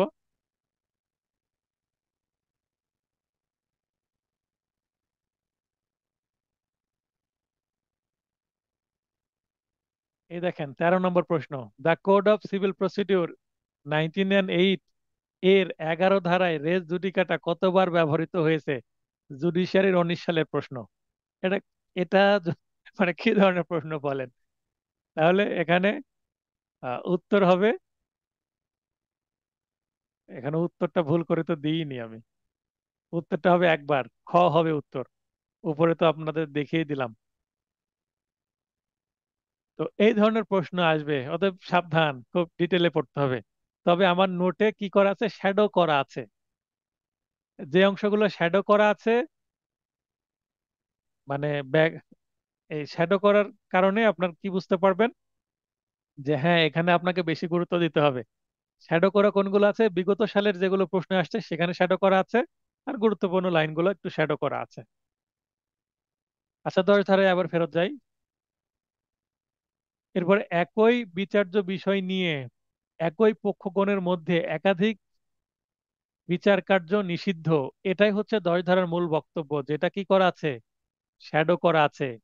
একই বিচার্য বিষয় নিয়ে একই পক্ষগণের মধ্যে একাধিক বিচার্য বিচার কার্য নিষিদ্ধ। মনে করেন যে আমি বাদী হয়ে, আমি অ্যাডভোকেট না, একজন সাধারণ মানুষ, আমি বাদী হয়ে আমার প্রতিবেশীর নামে কি করলাম, একটা মামলা করে দিলাম। মনে করেন প্রতিবেশীর নাম হচ্ছে রানা, আমি রানার নামে মামলা করে দিলাম, শহীদুল বাদী, রানা বিবাদী। ওকে, এরপরে এই মামলায় আমি জিতে গেলাম, সরি, এই মামলা মনে করেন চলমান আছে, এই মামলা এখনো আদেশ হয়নি। এখন এই মামলা চলাকালীন আমি আরেকটা মামলা করতে চাচ্ছি, এই সেম সেম প্রপার্টিকে কেন্দ্র করে আবার আরেকটা মামলা করলাম। তখন এই মামলাটা 10 ধারা অনুসারে পরের মামলাটা স্থগিত হয়ে যাবে। অথবা যদি বাদী আরেকটা মামলা করতে যাই সেম মামলাকে কেন্দ্র করে, সেম জুরিসডিকশনকে কেন্দ্র করে, মানে সেম কোর্টে এবং সেম প্রপার্টি, তাহলেও সেটা কি রেস জুডিকাটা দোষে বাড়িত হতে পারে, যদি অপরপক্ষ সেটা বাধা দিয়ে বোঝাতে সক্ষম হয়। এই হচ্ছে বিষয়। কেন এটা করা হচ্ছে? যেমন আজকে ফুটবল খেলা হলো আর্জেন্টিনা এবং কলম্বিয়ার মধ্যে। একটা ফুটবল মাঠের মধ্যে থাকবে না দুইটা থাকবে? আশেপাশে অনেকগুলো থাকবে, কিন্তু ফুটবল থাকবে একটা, একটা নিয়েই তো খেলবে। দুইটা ফুটবল নিয়ে তো আর মাঠের মধ্যে খেলা হয় না। রিজার্ভে থাকতে পারে আরো 5-10টা, কিন্তু মাঠের মধ্যে গড়বে একটা ফুটবল। তো একটা ফুটবল মাঠের মধ্যে খেলছে, সেটা যদি বাইরে চলে যায় আরেকটা হয়তো বা দিয়ে দিচ্ছে একটু দূরে চলে গেলে। কারণ কোনো কারণে এপার থেকে একটা দিল, ওই পার থেকে একটা দিল, দুইটা গেলে একটা তো বাইরে চলে যাবে। মানে সেটাকে কি করা হবে, স্থগিত করা হবে এবং আরেকটা দিয়ে খেলা হবে। দুইটা ফুটবল একসাথে যদি মাঠের মধ্যে নামানো হয়, খেলা হবে? সেটা তো খেলা হবে না, ইনভ্যালিড একটা পজিশন হয়ে যাবে। দুইটা ফুটবল দুইজন দুই দিক নিয়ে চলে যাবে, সমস্যা। তাহলে একটা বাইরে রেখে দিতে হবে, তার মানে স্থগিত, ওটা থামিয়ে রাখতে হবে। যে এই যেটা মাঠের মধ্যে আছে সেটা যদি দূরে যায় সেটা হয়তো বা নামিয়ে দিবে। এই হচ্ছে বিষয়, স্থগিত করে দেওয়া। আশা করি এই ফুটবলের উদাহরণ দিয়ে রেস সাবজুডিস বিষয়টা বুঝতে পেরেছেন। এটা তো আসলে দরকারও নেই, একটা বিষয়ে একটা মামলা হবে, দুইটা মামলা কেন হবে? পূর্বের মোকদ্দমা যদি বাংলাদেশে স্থগিত করা হয়, বিদেশে স্থগিত নয়। এটার অর্থ কি? আগের যে মোকদ্দমা সেটা যদি বাংলাদেশে স্থগিত করা হয়, বিদেশে স্থগিত নয়, মানে একই বিষয়ে বিদেশে মামলা হতে পারে, সেটা ভিন্ন জিনিস। রেস সাবজুডিস মানে, আমি উপরের লাইনটা আবার পড়ি। পূর্বের মোকদ্দমা বাংলাদেশে, যদি বাংলাদেশে আগের মোকদ্দমাটা হয়ে থাকে তাহলে সেইটা পরের মোকদ্দমাটা স্থগিত হয়ে যাবে। কিন্তু আগের মোকদ্দমাটা মনে করেন 2015 সালে একটা মামলা হয়েছে, সেটা বাংলাদেশে হয়েছে। 2016 সালে আরেকটা মামলা করা হচ্ছে, 16 সালেরটা স্থগিত হয়ে যাবে, মানে পরেরটা। আগের মামলাটা বিদেশে করা হয়েছে, মনে করেন ইন্ডিয়াতে করা হয়েছে, আগের মামলাটা 2015 সালে ইন্ডিয়াতে করা হয়েছে, 2017 সালে এসে আবার বাংলাদেশে সেম বিষয়ে আরেকটা মামলা করা হচ্ছে ওই বাদী বিবাদীর মধ্যে। তাহলে এই মামলাটার স্থগিত হবে না, কারণ দেশ ভিন্ন তাই। রেস সাবজুডিস শব্দটি ল্যাটিন ভাষা থেকে এসেছে, যার রেস অর্থ বিষয়, রেস মানে বিষয়, ইংলিশে হবে সাবজেক্ট, এবং সাবজুডিস অর্থ বিচারাধীন। তাহলে রেস সাবজুডিস এর আক্ষরিক অর্থে বিচারাধীন কোনো বিষয়। তাহলে রেস সাবজুডিস বলতে বিচারাধীন কোনো বিষয়, যেটা চলছে, যেটা চলমান আছে, সেটা বিষয়ে আরেকটা নতুন মামলার কি দরকার? দরকারই নাই। যখন একই এখতিয়ারভুক্ত দুইটি বা একই আদালতে একই পক্ষদ্বয়ের মধ্যে একই বিষয়বস্তু নিয়ে দুইটি মামলা বিচারাধীন থাকে, তখন সেই বিরোধীয় বিষয়কে সাবজুডিস বলে। এই সেম পয়েন্ট বা এই সেম আলোচনা কোথায় আছে? আমার রিটেন নোটেও আছে। তো রেস সাবজুডিস কাকে বলে উত্তর দিয়ে দিলাম। রেস সাবজুডিস নীতি প্রয়োগের ক্ষেত্রে যে যে শর্ত পূরণ করা আবশ্যক বা নিম্নরূপ। প্রথম একটা মামলা করলো, পরে আরেকজন একটা মামলা করছে, তখন পরের মামলাটা স্থগিত করার জন্য বা স্টে করার জন্য কি কি উপাদান থাকা দরকার বা কি কি শর্ত পূরণ করতে হবে? এই যে 8টা শর্ত দিয়েছে, এই 8টা শর্ত পূরণ হলেই সেটা রেস সাবজুডিসের জন্য কি হবে? শর্ত পূরণ হবে এবং স্থগিত হয়ে যাবে। দুইটি বিচারাধীন মামলা থাকতে হবে, মামলা দুইটি বিচারাধীন হতে হবে, মানে নিষ্পত্তি হওয়া যাবে না। একটা খারিজ হয়ে গেছে তাহলে কিন্তু সেটা নিষ্পত্তি হয়ে গেছে। খারিজ মানেও কিন্তু নিষ্পত্তি, ডিক্রি হয়ে গেলেও নিষ্পত্তি। কিন্তু মামলাটা চলছে, চলমান আছে, এখনো ডিসিশন নেওয়া হয়নি, মামলা বিচারাধীন আছে, এবং পরের মামলাটা আবার করা হচ্ছে। তাহলে দুইটা বিচারাধীন মামলা হয়ে গেল, পরেরটা স্থগিত হবে।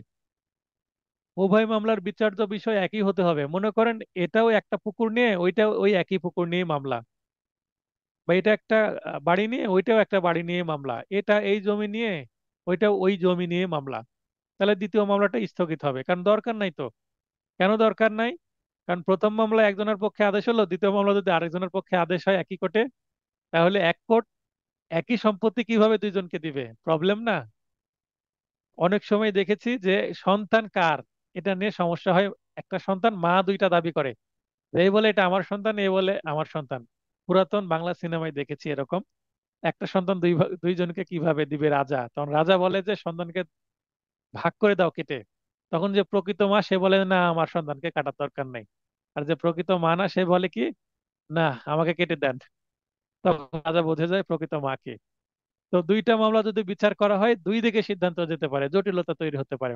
আদালতের সিদ্ধান্ত কি হতে পারে, প্রশ্নবিদ্ধ হতে পারে। তাই এইটা এড়ানোর জন্য এটা করা হয়। উভয় মামলার পক্ষদ্বয় একই এবং একই সত্যের অধীন মামলা দায়েরকারী হতে হবে। মনে করেন আমি মামলা করেছি, বা ধরে নিই আমার বাবা মামলা করেছে, বাবার পরে যদি আমি মামলা করি, তো বাবা মামলা করা আমি মামলা করা, যদি এটা উত্তরাধিকার সূত্রে সম্পত্তি হয় তাহলে একই হবে। আমার পর আমার সন্তান মামলা করলেও একই হবে। তার মানে উত্তরাধিকার সূত্রে সত্য যেহেতু বর্তায়, সম্পত্তি পাস করে, সেহেতু দাদা মামলা করেছে, বাবা মামলা করেছে, বা আমি মামলা করছি, একই বিষয়। বা এই প্রপার্টিটা আমি কারো কাছে বিক্রয় করে দিয়ে তারা শর্ত হয়ে গেছে, বা জিম্মাদার ছিল